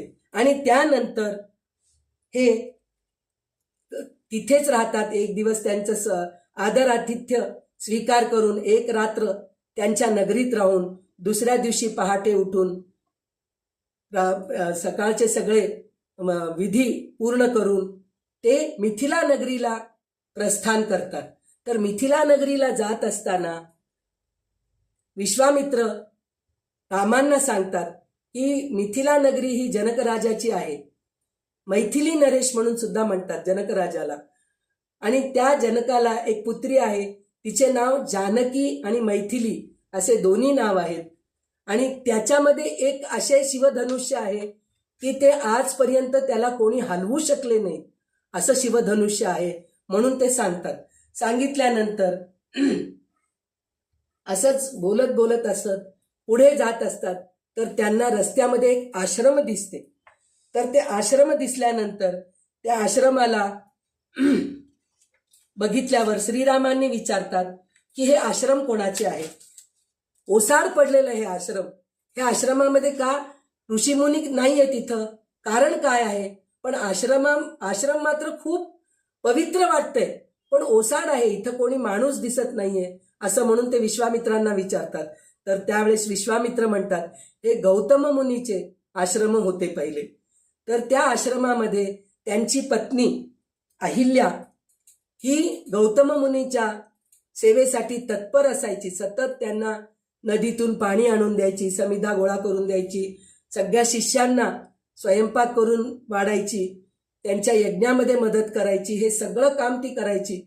तर ती एकदा नदीकाठी गेलेली असते तर तिथे इंद्र तिला बघून मोहित होतात आणि तिच्याशी संबंध ठेवण्यासाठी म्हणून ते गौतम मुनीच्याच वेशामध्ये येतात आणि तिच्याजवळ येऊन तिला स्पर्श करतात. ही बातमी गौतम मुनींना कळते आणि ते म्हणतात की तू पापिणी आहेस, तुला दुसऱ्या पुरुषाचा स्पर्श झालेला आहे तर तू शिळा होऊन पडशील, म्हणून ते शाप देतात. तर त्यावेळेस ती दगडाच्या रूपामध्ये निघून जाते. आणि नंतर गौतम ऋषी इंद्राला सुद्धा शाप देतात. ते म्हणतात, तू आपल्या पुरुषत्वाचा, शरीराचा नाश भोगशील, असा शाप देतात. इंद्राचे वृषण अंडकोश नष्ट झाले. म्हणजे ते गौतम मुनीच्या शापाने जे प्रजा उत्पत्ती होते ते अंडकोशच नाश होऊन गेले इंद्राचे, असं शाप मिळाले. ते पाहून भगवान इंद्र घाबरून गेला आणि ही अहिल्या शिळा होऊन पडून गेली आणि गौतम ऋषी आश्रम सोडून गेलेत. आणि त्यावेळी इंद्राला भीती वाटते की आपल्याकडून संतानच उत्पत्ती होणार नाही. इथे 2 कथा येतात. ह्याच्या अगोदर आपण पार्वतीचा कोप म्हणून जे बघितलं होतं की नाही, कार्तिकेयाचा जन्म झाला, तर ती देवांना शाप देते की तुमच्याकडून जसं मी पुत्र उत्पत्ती करावं म्हणून शिवाच्या सानिध्यात राहिले, पण त्यांचं वीर्य सगळं पृथ्वी धारण केली, अग्नी धारण केले, गंगेने धारण केले, मला पुत्र झाला नाही. तर त्याचप्रमाणे तुमच्याकडून सुद्धा पुत्र होणार नाही, असं म्हणून ते देवतांना शाप देते. इथे गौतम मुनी पण तेच शाप देतात, म्हणून त्या इंद्राचा अंडकोश निघून जातो. त्यानंतर ते पितृगणांकडे जाऊन प्रार्थना करतात इंद्रदेव आणि म्हणतात की माझी अशी अवस्था झाली आहे. तर त्यावेळेस पितृगण म्हणतात की आमच्याकडे एक बकरा आहे, मेंढा आहे, त्याचे अंडकोश पूर्ण आहेत. तुम्ही त्या बकऱ्याचे अंडकोश घेऊन इंद्राला लावा, म्हणजे इंद्र पुन्हा पूर्ववत होतील म्हणून ते सांगतात. पुरुषत्व प्राप्त होईल म्हणून सांगतात. पण इथे मेंढ्याचा हे होतो ना बिचाऱ्याचा, त्याचा काही दोष नाहीये, पण त्याचे अंडकोश काढले जातात. तर त्यावेळेस ते ऋषीमुनी त्याला म्हणतात की या यज्ञामध्ये तुझा उपयोग होईल आणि तुला विशेष स्थान मिळेल, म्हणजे बळी देण्याचं. त्या काळात बळी देत होते, पण आता नाही. म्हणजे बळी देणं हे सुद्धा एक सत्कर्मच आहे. यज्ञामध्ये आहुती जाणं म्हणजे एक सत्कर्मच आहे. म्हणूनच पहा, गयासूर माझ्या शरीरावर ते तुम्ही यज्ञ करा म्हणून तयार झालेला आहे. त्याचप्रमाणे मेंढ्याला सुद्धा बळी दिले जाते. तर त्यामुळे वेदकाळात काही यज्ञामध्ये पशुयज्ञ केले जात असत. काही ठिकाणी प्रत्यक्ष प्राणी जसे बकरा अर्पण केले जाईल, पण सर्वत्र नाही. पशु म्हणजे फक्त प्राणीच नाही, तर पशुवृत्ती म्हणजे अहंकार, वासना, दोष याचे प्रतीकही मानले जाते. अंडकोश रहित म्हणजे कामवासना. अंडकोश रहित मेंढ्यालाच बळी देतात. म्हणजे ह्याचा अर्थ असा आहे की आपल्या मनातले कामवासना सुद्धा आपण बळी द्यायला पाहिजे. अंडकोश म्हणजे कामवासनाच ना, तर त्याचप्रमाणे कामवासना आपल्यामधले निघून जावं म्हणून आपण यज्ञ करत असतो. तर अहंकार याचा त्याग करावा. नंतरच्या काळात विशेषतः धर्मशास्त्र व पुराणामध्ये हिंसामुक्त यज्ञ केले जातात. फल, धान्य, तूप, नारळ असे आहुती द्यायला सुरुवात केले. असे म्हणतात, गौतम ऋषी आश्रम सोडून निघून गेले त्या दिवसापासून तो आश्रम ओसाड झाला आहे. विश्वामित्रांची कथा ऐकून श्रीराम त्या आश्रमात प्रवेश करतात आणि गौतम ऋषी अजून एक शापविमुक्ती देतात अहिल्याला. ते म्हणतात, कित्येक युगानंतर रामचंद्र प्रभू भगवान हे मनुष्य अवतारामध्ये पृथ्वीवर येतील, ते या आश्रमामध्ये येतील आणि तुझ्या शिळेला स्पर्श करतील, तेव्हा तू पूर्ववत होशील, असं म्हणून तिला शापविमुक्ती करतात. तर त्यावेळेस रामचंद्र प्रभू स्वतः त्या आश्रमामध्ये जातात आणि आश्रमामध्ये गेल्यानंतर तिथे त्यांचा त्या धुळीला, त्या जमिनीतल्या मातीला स्पर्श होताच प्रत्येकजण म्हणतात की त्यांचं पायाचा स्पर्श अहिल्याला झाला आणि अहिल्या मुक्त झाली शापातून म्हणून म्हणतात. पण तसं नाहीये. म्हणजे वाल्मिकी ऋषींच्या रामायणामध्ये तर असं नाहीये. ते फक्त एवढंच सांगितलेले आहेत की त्या आश्रमामध्ये रामांचा पाऊल पडला आणि तिथल्या धुळीच्या कणात त्यांच्या पायाचे धुळीचे कण त्या पृथ्वीवर लागले, म्हणूनच ती अहिल्या पुन्हा पूर्ववत झाली. आणि त्याच वेळेस गौतम मुनी प्रकट होऊन परत तिथे आश्रम छान प्रकारे सुरू झाले आणि तिथे परत शिष्य, यज्ञ, याग, तप सगळं काही सुरू झाले असं वाल्मिकी रामायणामध्ये सांगितले जातं. त्यानंतर मिथिलामध्ये गौतम मुनी ऋषी तेथे प्रकट झाले आणि अहिल्याला क्षमा केली. पुन्हा ते दोघे एकत्र झाले अशी ही कथा सांगते. त्यानंतर पुढे भगवान राम आणि लक्ष्मण विश्वामित्रासह मिथिला नगरीमध्ये प्रवेश करतात. मिथिला नगरीमध्ये प्रवेश केल्यानंतर तिथे जनक राजाला कळते की विश्वामित्रांसोबत राम स्वतः आलेले आहेत. राम स्वतः आलेले आहेत हे नंतर कळतं, पण त्यांच्यासोबत कोणी ऋषिकुमार आलेले आहेत, तर त्यांचं पण आपण स्वागत करायला पाहिजे. म्हणून मिथिला नरेश जनक राजा हे त्यांच्या स्वागतासाठी म्हणून जातात आणि स्वागत करताना त्या 2 कुमारांना बघून अत्यंत प्रसन्न होतात. प्रसन्न होऊन ते जातात. गेल्यानंतर तिथे भगवान जनक राजा विश्वामित्रांना प्रणाम करून म्हणतात, भगवन आपल्या पवित्र चरणांनी माझी ही नगरी धन्य झाली. कृपया या दोन्ही तेजस्वी कुमाराविषयी मला सांगा. हे कोण आहेत? यांच्या मुखावर विलक्षण तेज आणि शौर्य दिसत आहे म्हणून म्हणतात. तर विश्वामित्र हसून म्हणतात, राजन, हे अयोध्या नगरीचे महाराज दशरथ राजा यांचे पुत्र आहेत. मोठा श्रीराम आणि धाकटा लक्ष्मण हे दोघे अतिशय पराक्रमी, धर्मनिष्ठ आणि सद्गुणांनी संपन्न आहेत म्हणून सांगतात. तर इतक्यात तेथे गौतम ऋषीचे पुत्र सदानंद उपस्थित होतात आणि त्यांना ही बातमी कळते की त्यांची आई माता अहिल्या ही शिळेतून शापमुक्त होऊन प्रकट झालेली आहे आणि गौतम मुनी सुद्धा आश्रमामध्ये आलेले आहेत म्हणून त्यांना कळतं. तर ते बघण्यासाठी म्हणून ते जे सदानंद गौतम मुनीचे पुत्र जे आहेत ना, ते रामांच्या दर्शनासाठी येतात आणि कुतूहलाने त्यांचे दर्शन घेतात आणि पूर्ण हकीकत विचारतात.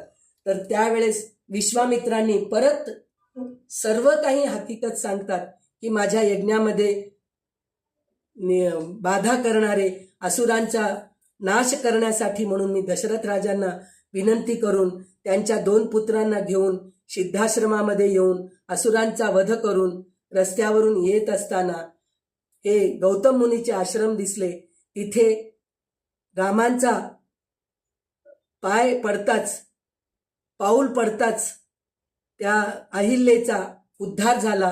ही संपूर्ण कथा त्या सदानंद गौतम मुनीच्या मुलाला सांगतात. तर त्यावेळेस जनक राजाला आणि सदानंदांना खूप आनंद होते. मग त्यानंतर विश्वामित्रांचे पूर्वचरित्र विचारतात. तर त्यावेळी सदानंदांनी श्रीरामांचे मधुर आणि उत्तम बोलणे ऐकून आनंदाने म्हटले, तुम्ही खरोखर अत्यंत भाग्यवान आहात. महर्षी विश्वामित्रांच्या सहवासात तुम्हाला मिथिला नगरी येण्याचे योग प्राप्त झाले. आता मी तुम्हाला या महर्षी विश्वामित्रांचे पूर्वचरित्र सांगतो म्हणून म्हणले. म्हणजे आनंदामध्ये ही सगळी कथा ऐकल्यानंतर सदानंदांना सुद्धा रामचंद्र प्रभूंना विश्वामित्रांचे पूर्वचरित्र सांगावं अशी इच्छा झाली. तर विश्वामित्रांचे पूर्वचरित्र असे आहे, हे सदानंद सांगायला सुरू करतात. महर्षी विश्वामित्र यांचे पूर्वचरित्र अत्यंत अद्भुत, प्रेरणादायी आणि तपश्चर्येच्या सामर्थ्याने उत्तम उदाहरण आहे. ही कथा एका पराक्रमी राजापासून ब्रह्मर्षी होण्यापर्यंतचा त्यांचा विलक्षण प्रवासाची आहे. म्हणजे पहिले एक क्षत्रिय पुत्र होते. म्हणजे विश्वामित्र ऋषी जे आहेत की नाही, राजा होते ते. तर ते कोण होते? म्हणजे पूर्वी विश्वामित्र हे एक पराक्रमी राजा होते. त्यांचे नाव कौशिक होते. ते कन्याकुब्ज या राजाचे राज्य करत होते. शूर, पराक्रमी आणि प्रजाहित दक्ष असे ते एक आदर्श राजा होते. एकदा ते आपल्या सैन्यासह वनात गेले होते आणि त्यांना भूक आणि तहान लागली होती. सैन्य भरपूर होते त्यांच्यासोबत, तर त्यांना भूक आणि तहान लागली म्हणून त्या वनामध्ये शोधत होते की इथं काही आपल्याला मिळेल का. मग त्यावेळेस कौशिक राजा शोधत असताना अरण्यामध्ये एक आश्रम दिसते. त्या आश्रमामध्ये वशिष्ठ ऋषी यांचे ते आश्रम असते. तर त्या आश्रमामध्ये जाऊन ते प्रार्थना करतात की आम्हाला भूक लागलेली आहे, तहान लागलेली आहे, आमची काही व्यवस्था होते का. त्यावेळेस वशिष्ठ ऋषी आनंदाने त्यांचा स्वागत करतात आणि त्यांना सर्वांना भोजन, पाणी याची व्यवस्था करतात. तर त्यावेळेस त्या राजाचा अहंकार असतो, क्षत्रिय राजा तो, तर त्याला अहंकार असा असतो कौशिक राजाला की मी स्वतः राजा आहे आणि एकदम इतक्या लोकांची जेवणाची व्यवस्था मी करूच शकत नाही. पण ह्या वशिष्ठ ऋषी हे ऋषी आहेत, हे राजे पण नाही. त्यांच्या आश्रमामध्ये असं पैसा अडका, धनधान्य असं भरपूर काहीच नाहीये, पण ह्यांनी इतक्या लोकांची व्यवस्था एकदम कशी काय केले असं त्याला आश्चर्य वाटते. त्या राजाला आश्चर्य वाटून ते वशिष्ठ ऋषींना विचारतात की तुमच्याजवळ हे काही नसताना तुम्ही कसे काय आमची व्यवस्था केलात. तर त्यावेळेस वशिष्ठ ऋषी खोटं बोलले नाही, सरळ छान ह्याच्याने सांगितले की आमच्याजवळ कामधेनू गाय आहे. जे समुद्र मंथनामधून निघालेली जे कामधेनू गाय आहे की नाही, ती कामधेनू गाय आमच्याकडे आहे.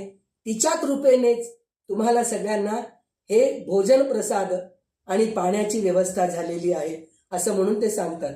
तर त्यावेळेस त्या कौशिक राजाला अशी इच्छा होते की आपल्याला हे कामधेनू गाय पाहिजे. ह्या ऋषीला घेऊन काय करायचंय, आपल्या राज्यात राहिलं तर आपलं राज्य समृद्धीत असतं असं म्हणून ते इच्छा प्रकट करतात वशिष्ठ ऋषींकडे. तर त्यावेळेस वशिष्ठ ऋषी ते कामधेनू गाय द्यायला तयार होत नाहीत. तर त्यावेळेस विश्वामित्रांना राग येतो आणि कौशिक राजा म्हणजे जे पूर्वी कौशिक विश्वामित्रांचे पूर्वी जे होते राजे होते ते कौशिक राजा म्हणतात की कोपाने ते राज्यात परत वापस येतात. पण आल्यानंतर त्यांच्या डोक्यामध्ये एक विचार येते की ते म्हणतात की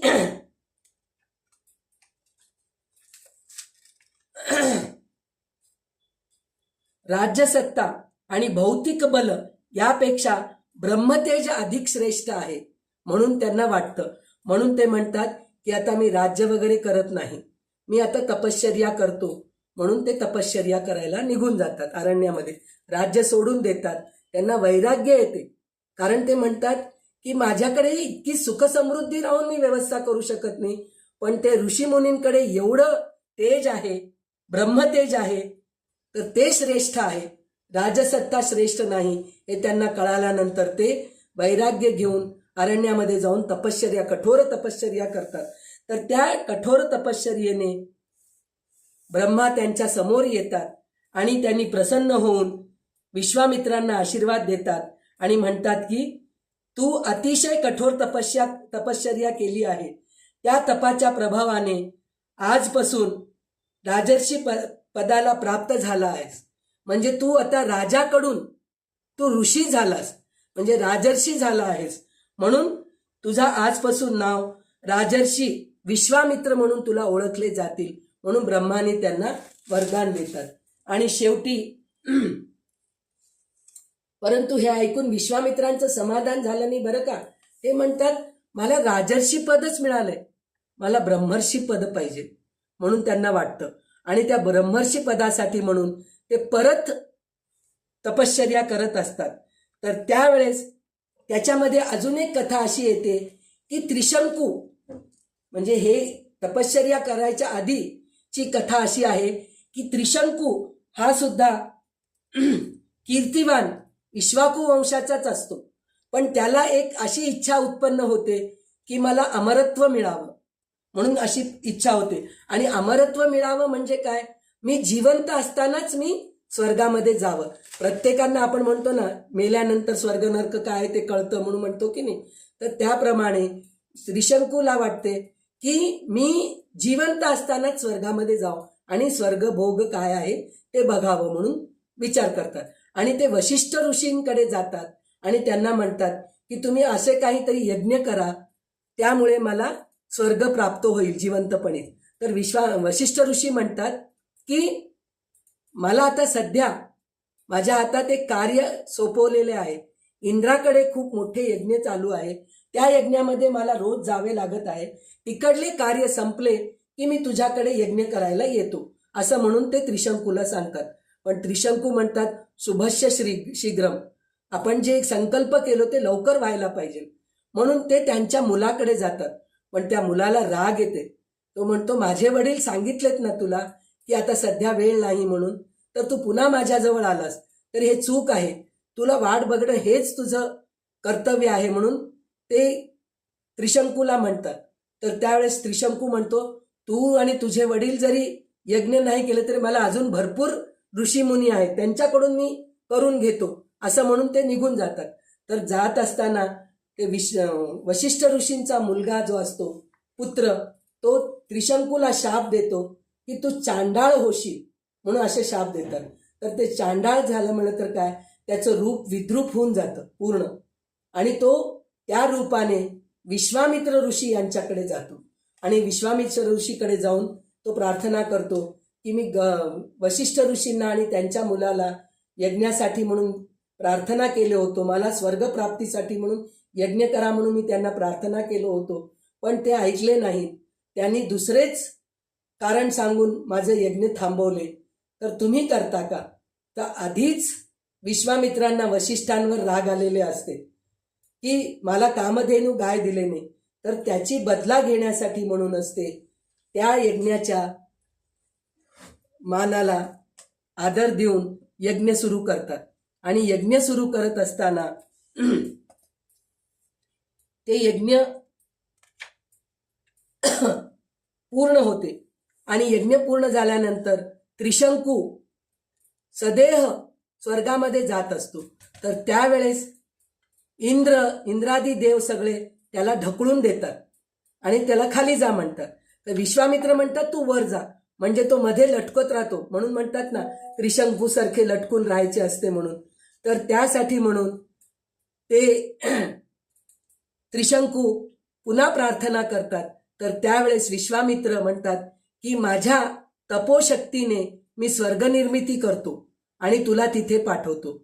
मग त्यावेळेस विश्वामित्र स्वर्गनिर्मितीसाठी म्हणून तपश्चर्या करत असतात. तर सगळे देव घाबरून म्हणतात की काही हरकत नाही, आम्ही वाटल्यास तर त्रिशंकूला घेऊ आम्ही, पण तुम्ही पुन्हा एक स्वर्गनिर्मिती करू नका म्हणून त्यांची प्रार्थना करून त्रिशंकूला स्वर्गामध्ये घेतात. आणि हे गोष्ट वशिष्ठांना कळते आणि ते रागात येतात आणि नाही ना वर ना खाली, यावर विश्वामित्र संतापले. त्यांनी ठरवले की मीच नवीन स्वर्ग निर्माण करतो.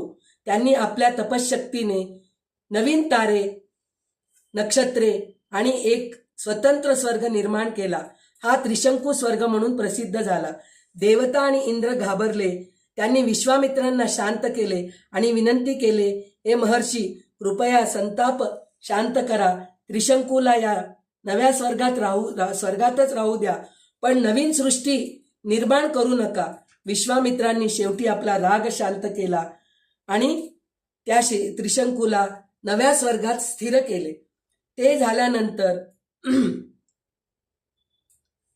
विश्वामित्र म्हणतात की मी नवीन सृष्टी निर्माण करावं म्हणून विचार केलो, पण नवीन त्रिशंकू स्वर्ग निर्माण केलो आणि त्रिशंकूला स्वर्गपद करून दिलो, पण मला आता ब्रह्मर्षी होण्यासाठी म्हणून तपश्चर्या करायचं आहे. म्हणून ते तपश्चर्येला परत अरण्यात जातात आणि तपश्चर्या करत असताना इंद्राला परत भीती वाटते. भीती वाटून इंद्र मेनका अप्सरेला पहिले रंभेला पाठवतात. रंभाला हिला पाठवतात. तर मेनकेला पहिले पाठवतात. मेनकाला पाठवल्यानंतर त्यांची तपश्चर्या भंग होते आणि काही वर्ष त्या मेनकेसोबत विश्वामित्र मोहित होऊन कामवासनेमध्ये राहून जातात.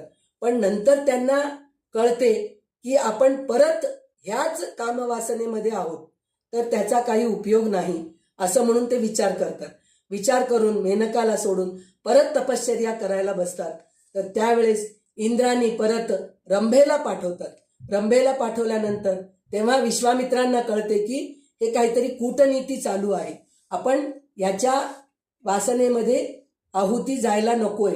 म्हणून ते रंभेला शाप देतात आणि तिला म्हणतात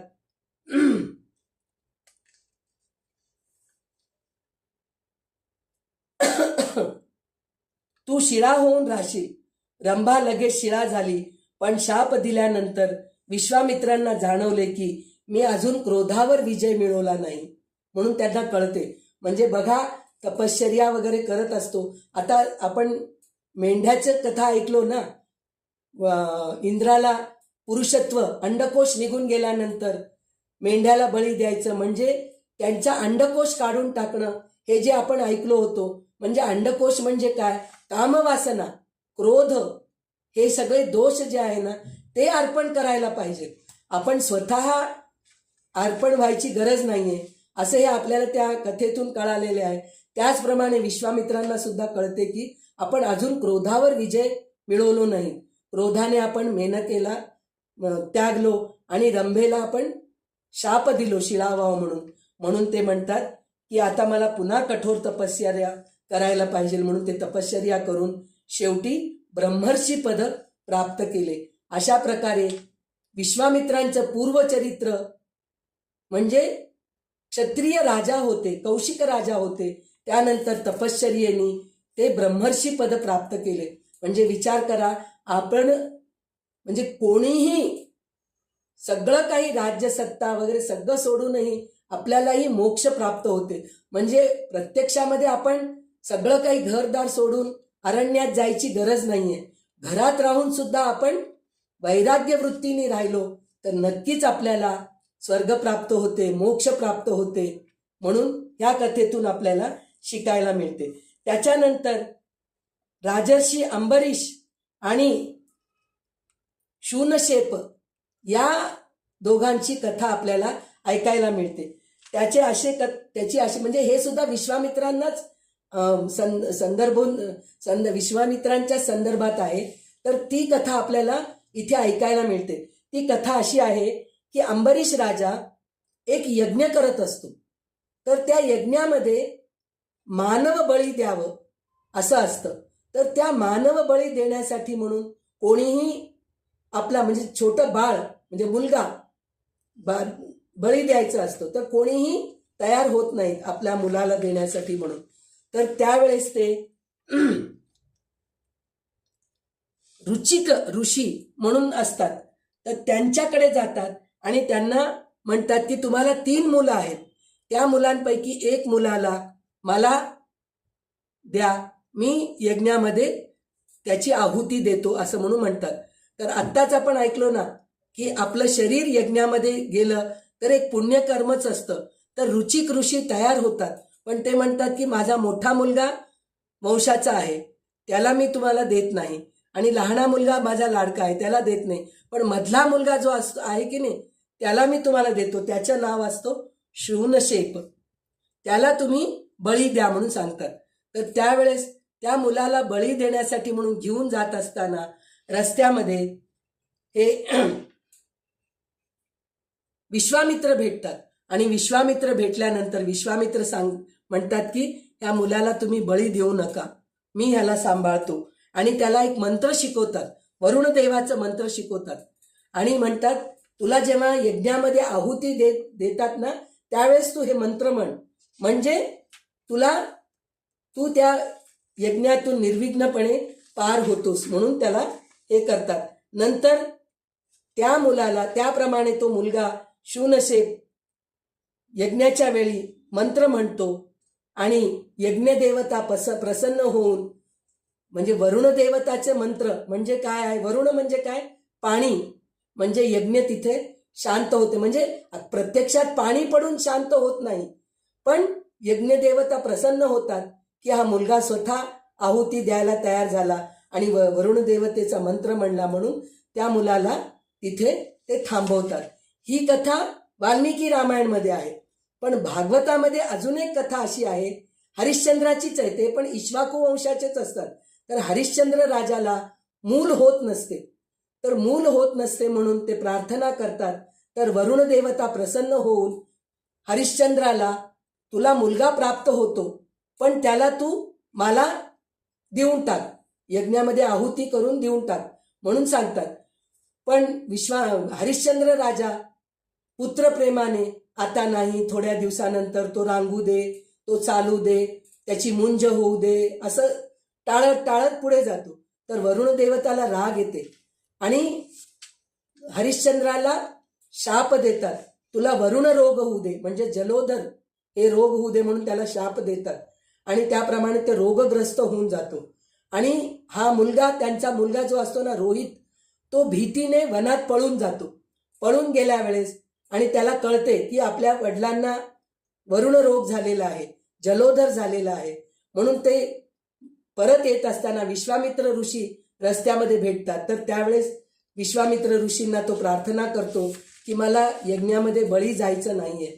तर त्यावेळेस ते सुचवतात की रुचिक ऋषी म्हणून आहेत, त्यांचे 3 पुत्र आहेत, त्यांच्यापैकी एक पुत्राला तू त्यांना विचार. पण ते रुचिक ऋषी जे आहेत की नाही, खूप गरीब आहेत, त्या बदली त्यांना 100 गायी तू त्यांना दान दे, म्हणजे ते तयार होतील.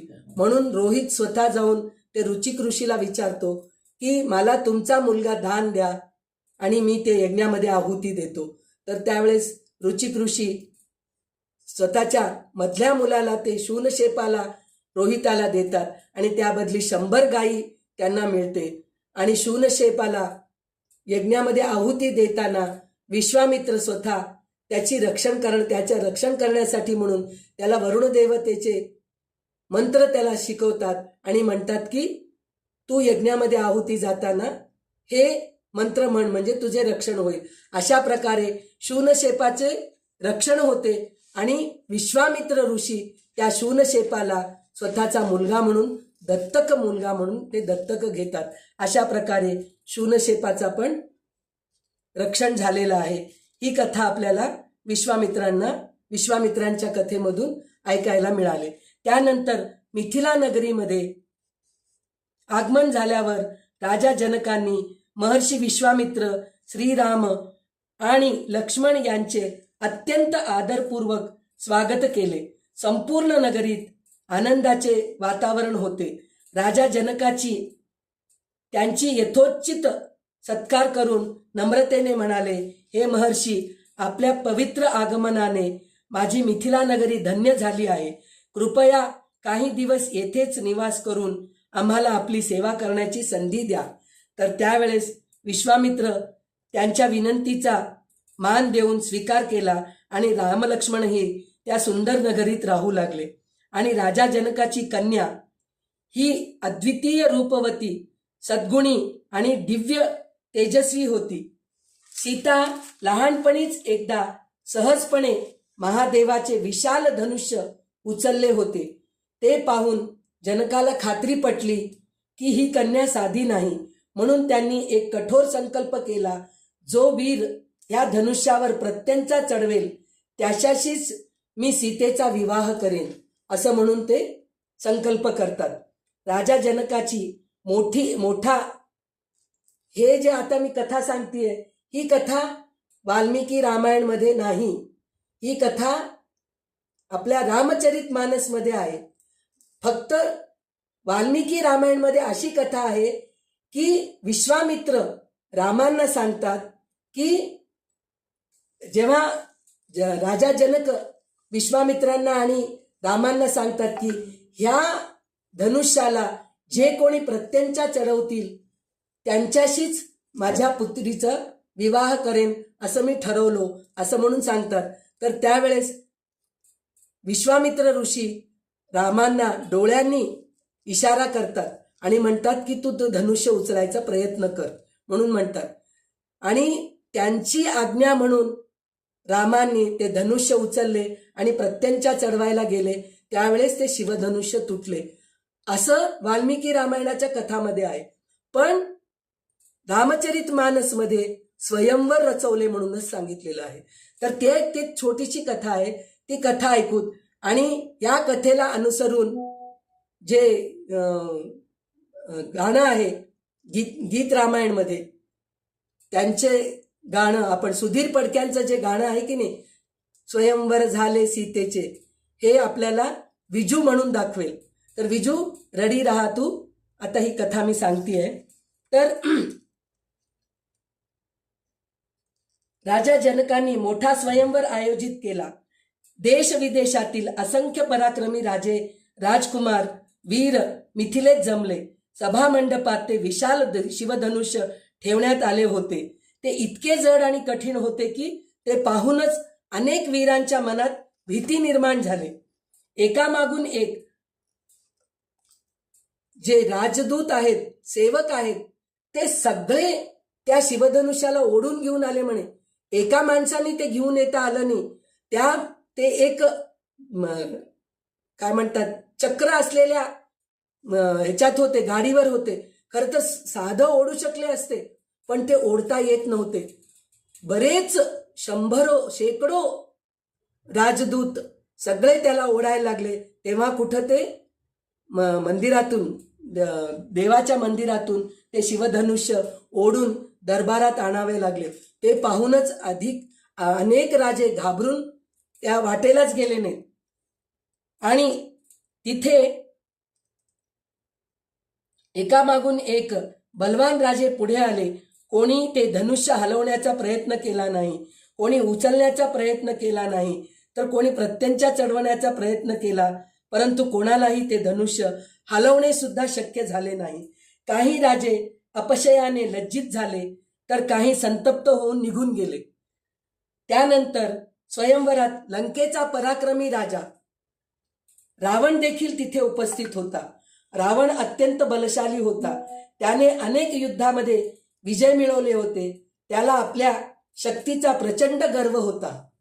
आत्मविश्वासाने तो पुढे आला आणि म्हणाला, हे धनुष्य उचलणे म्हणजे माझ्यासाठी काहीच कठीण नाही, असं म्हणून तो म्हणाला. रावणाने पूर्ण शक्ती लावून ते धनुष्य उचलण्याचा प्रयत्न केला. त्याने जोर लावला, परंतु धनुष्य किंचितही हलले नाही. रावणाने पुन्हा पुन्हा प्रयत्न केला, पण प्रत्येक वेळी त्याला अपयशच आले. सभेत उपस्थित सर्वजण हे पाहून आश्चर्यचकित झाले. रावणाचा गर्व खंडित झाला. तो अत्यंत लज्जित होऊन निघून जात होता. परत एकदा त्याच्या मनात आले की शिवधनुष्य उचलण्याचा प्रयत्न करू, म्हणून ते उचलण्याचा प्रयत्न करतात. थोडं उचललं जातं, इतक्यातच ते परत खाली बसून जातं. ते बसण्याच्या वेळेस रावण सुद्धा त्याच्यावर पडतो. पडल्यानंतर त्याच्या नाकाला मार लागते आणि त्याच्या नाकातून रक्त यायला सुरू होते आणि तो विद्रूप दिसू लागतो. तर त्यावेळेस सीता बघत असते आणि ती त्याला बघून हसते. त्यावेळेस रावणाला खूप राग येतो आणि तो म्हणतो, एक ना एक दिवस तिचं मी अपहरण करतो. म्हणून ह्याच बदला घेऊन तो अरण्यातून सीतेचं अपहरण करून घेऊन जातो. अशी ही कथा रामचरितमानसमध्ये सांगितलेलं आहे. त्यानंतर राजा जनक फार दुःखी होतात. दुःखी होऊन म्हणतात की माझ्या पुत्रीचा विवाह होणार आहे की नाही, तिच्यासाठी म्हणून योग्य राजा नाही का, राजकुमार नाही का, असं म्हणून त्यांना खूप राग येतो, वाईट वाटते, राग येतो. अरे रे, पृथ्वीवर असा एकही वीर नाही का जो हे धनुष्य उचलू शकेल, माझा संकल्प व्यर्थ ठरणार का, असं म्हणून त्यांना वाटते. तर राजा जनकाचे हे शब्द ऐकताच श्रीरामाचे अनुज लक्ष्मण अत्यंत संतप्त झाले आणि त्यांना वाटले, रघुवंशातील श्रीराम सारख्या पराक्रमी वीर येथे उपस्थित असताना पृथ्वी वीरशून्य असे म्हणणे योग्य नाही. म्हणून लक्ष्मणाच्या डोळ्यात क्रोध चमकला. ते तक्षणी उठले आणि ठाम वाणीत म्हणाले, हे महाराजा जनका, आपण असे कसे म्हणतात की पृथ्वी वीरशून्य आहे? जर माझ्या प्रभू रामचंद्राची आज्ञा मिळाली तर मी हे धनुष्य क्षणात उचलूनच नव्हे तर भंग करून दाखवून. म्हणून लक्ष्मण म्हणतो, मी स्वतः उचलतो, राम उचलायची गरजच नाही, मी उचलतो, पण मला फक्त रामाची आज्ञा पाहिजे, असं म्हणून तो म्हणतो. तर लक्ष्मणाचा वाढता क्रोध पाहून श्रीरामांनी त्याला शांत केले. ते म्हणाले, हे लक्ष्मणा, क्रोध हा वीराला शोभत नाही, शांत रहा. तर श्रीरामांच्या शब्दाने लक्ष्मण लगेच शांत झाले आणि नम्रतेने मस्तक झुकवले आणि आपल्या जागी बसले. यानंतर महर्षी विश्वामित्रांनी श्रीरामांना आज्ञा दिली, हे राम, पुढे जा आणि हे धनुष्य उचलून पहा. म्हणून विश्वामित्रांनी आज्ञा दिल्यानंतर रामचंद्र प्रभू हे तिथे येतात आणि त्या धनुष्याला प्रत्यंच चढवण्यासाठी म्हणून प्रथम शिवधनुष्य असल्यामुळे शिवाची प्रार्थना करतात, शंकराचं स्तोत्र म्हणतात, ओम नमः शिवाय म्हणतात. नागेंद्रहराय त्रिलोचनाय भस्मांगराय महेश्वराय नित्याय शुद्धाय दिगंबराय तस्मै नकाराय नमः शिवाय असं स्तोत्र म्हणून ते शिवधनुष्याला नमस्कार करतात आणि शिवधनुष्य उचलतात, सहज उचलतात. उचलून त्या धनुष्याला प्रत्यंचा चढवण्यासाठी म्हणून जातात. त्याच वेळेस कडकड कडकड कडकड आवाज येऊन ते शिवधनुष्य मोडून जमिनीवर पडते आणि त्यावेळेस परशुराम तिथे प्रकट होतात. कारण हे जे आवाज आहे की नाही ते तिन्ही लोकांमध्ये जाऊन ऐकू येतं. पाताळ, स्वर्ग, पृथ्वी एवढा मोठा आवाज येतो, कारण तो शिवधनुष्य आहे. तर ते शिवधनुष्य मोडल्यामुळे परशुराम क्रोधित होतात आणि विचारतात, कोणत्या धाडसी वीराने माझ्या आराध्य भगवान शंकराचे धनुष्य तोडले? तर शंकराचा क्रोध पाहून लक्ष्मण शांत बसले नाही. लक्ष्मण म्हणजे काय? सर्पय होतो, त्याचा अवतारच सर्पातूनच तो लक्ष्मण झालेला आहे. नेहमी नेहमी रागातच असतो तो, असा असतो तो. पण त्याला शांत करण्यासाठी रामचंद्र प्रभूच गरज असतात. तर तो रागामध्ये म्हणतो, महाराज, आम्ही लहानपणी अशा पुष्कळ धनुकल्ल्या मोडले आहेत, परंतु तेव्हा तुम्ही कधी असे रागवला नाहीत. हे भृगुनंदन, इतका क्रोध का? धनुष्य जुने झाले म्हणून तुटले, असं म्हणून लक्ष्मण म्हणतात. तर लक्ष्मणाचे हे वचन ऐकून परशुराम अधिक संतप्त झाले. त्यांनी कठोर शब्दात लक्ष्मणाला धाक दाखवला. दोघांमध्ये तीव्र वाद सुरू झाला. परशुराम आपल्या पराक्रमाची आणि क्षत्रियांवरील विजयाची आठवण करून देत होते. लक्ष्मण निर्भयपणे प्रत्युत्तर देत होते. सभेतील सर्वजण हा तणावपूर्ण संवाद पाहून स्तब्ध झाले. वाद वाढत चालल्याने पाहून श्रीराम पुढे म्हणाले, अत्यंत नम्रतेने परशुरामांना वंदन केले आणि म्हणाले, हे भगवन, हे धनुष्य माझ्याकडूनच भंगले आहे, कृपयावर माझ्यावर राग करू नका. हे सर्व माझ्या आज्ञामुळे झाले आहे म्हणून म्हणतात ते. आणि रामांच्या नम्रतेने आणि सौम्यवाणीने वातावरण थोडे शांत होते.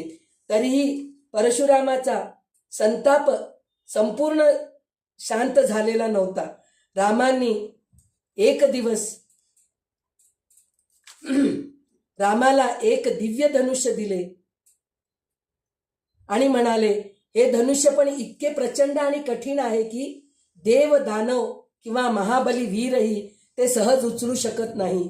जर तू खरा पराक्रमी असशील तर हे धनुष्य चढवून दाखव, प्रत्यंचा लावून दाखव म्हणून म्हणतात. तर रामांनी शांतपणे ते धनुष्य घेतले आणि सहजपणे त्यावर प्रत्यंचा चढवली. तेव्हा त्यांनी बाण लावून परशुरामांना विचारले, हे बाण व्यर्थ जात नाही, कृपया सांगा याचा उपयोग कुठे करावा म्हणून विचारतात परशुरामांना. त्या क्षणी परशुरामांना जाणवले, हे साधे मानव नाहीत, हे स्वयं भगवान विष्णूचे अवतार आहेत. त्यांचा अहंकार क्षणात नाहीसा झाला. परशुरामांनी हात जोडून श्रीरामांना प्रणाम केला आणि क्षमा करा. त्यांनी आपली सर्व तपशक्ती आणि पराक्रम श्रीरामांना अर्पण केले आणि शांत होऊन तिथून निघून गेले असं म्हणून ही आपल्याला कथा सांगते. तर आता या कथेचे स्वयंवर झाले सीतेचे हे जे गाणं आहे ना गीत रामायण मधले ते विजया जाधव ही म्हणून दाखवेल, कारण आपल्याला ह्या संदर्भामध्ये हे गाणं येत आहे त्यासाठी हे गाणं ती म्हणेल. आपण शांत चित्ताने ऐकूया आणि आज इथेच थांबूया. उद्या आपण श्रीरामांच्या विवाहाची कथा ऐकूया. तर विजू सुरू कर. आकाशाशी जडले से नाते धरणीचे, स्वयंवर झाले सीतेचे, स्वयंवर झाले सीतेचे, स्वयंवर झाले सीतेचे, स्वयंवर झाले सीतेचे, स्वयंवर झाले सीतेचे. श्रीरामानी सहज उचलिले धनुशंकराचे, पूर्ण जाहले जनक नृपाच्या हेतू अंतरीचे. श्रीरामानी सहज उचलिले धनुशंकराचे, पूर्ण जाहले जनक नृपाच्या हेतू अंतरीचे. उभे ठाकले भाग्य सावळे समोर दुहितेचे, उभे ठाकले भाग्य सावळे समोर दुहितेचे. स्वयंवर झाले सीतेचे, स्वयंवर झाले सीतेचे, स्वयंवर झाले सीतेचे, स्वयंवर झाले सीतेचे. उंचावूनिया जरा पापण्या पाहत ती राही, तडिता धाता परी भयंकर नाद तोच येई. उंचावूनिया जरा पापण्या पाहत ती राही, तडिता धाता परी भयंकर नाद तोच होई. श्रीरामानी केले तुकडे दोन धनुष्याचे, श्रीरामानी केले तुकडे दोन धनुष्याचे. स्वयंवर झाले सीतेचे, स्वयंवर झाले सीतेचे, स्वयंवर झाले सीतेचे, स्वयंवर झाले सीतेचे. अंधारुनिया आले डोळे बावरले राजे, मुक्त हासता भूमी कन्या मनोमनी लाजे. अंधारुनिया आले डोळे बावरले राजे, मुक्त हासता भूमी कन्या मनोमनी लाजे.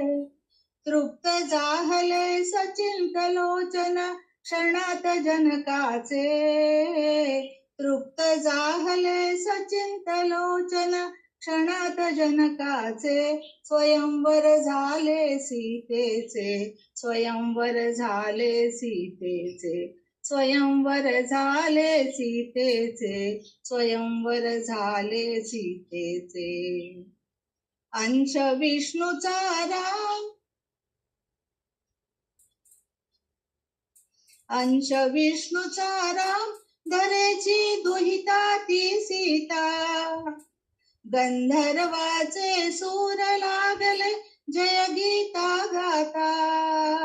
अंश विष्णूचा राम धरेची दुहिता ती सीता. गंधर्वाचे सूर लागले जय गीता गाता.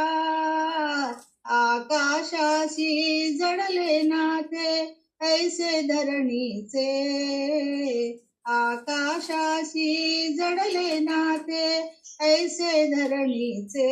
स्वयंवर झाले सीतेचे, स्वयंवर झाले सीतेचे, स्वयंवर झाले सीतेचे, स्वयंवर झाले सीतेचे, स्वयंवर झाले सीतेचे, स्वयंवर झाले सीतेचे.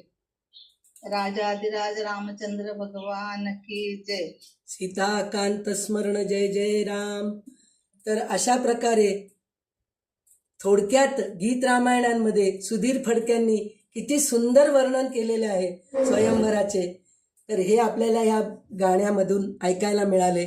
आणि विजूचा आवाज तर एकदम मस्तच आहे आणि ती खूप छान छान प्रस्तुत म्हटली, केली. खूप छान, गोड वाटलं कानाला एकदम. तर हे भजन ऐकून आज आपण फक्त स्वयंवरच बघितलो, कारण विवाहाची तयारी आपल्याला करायची आहे ना, तर कमीत कमी एक दिवस तरी पाहिजे ना आपल्याला विवाहाची तयारी करण्यासाठी. म्हणून तर आज एक दिवस आपण विवाहाची तयारी करू आणि उद्या आपण रामसीतेचे विवाहाचा सोहळा हे बघूया. आणि आज आपण इथेच थांबूया. आणि परत एकदा मी म्हणते की जे काही चांगले शब्द, चांगले विचार जे मी तुमच्यासमोर प्रकट करू शकले ते माझ्या सद्गुरूंच्या कृपेने आणि भगवंताच्या कृपेनेच निघालेले आहे. आणि जे काही कमी न्यूनता असेल, कमीपणा असेल, ते सर्व माझ्या अभ्यासाचाच असेल. तर हे सर्व सांगून मी आता इथे थांबते. करचरणं कृतं वा कायजं कर्मजं वा श्रवणनयनजं वा मानसं वापराधं विहितमविहितं वा सर्वमेतत्क्षमस्व. जय जय करुणाब्धे श्री महादेव शंभो, श्री महादेव शंभो, श्री महादेव शंभो. सीताकांत स्मरण जय जय राम. श्री राजाधिराज रामचंद्र भगवान की जय.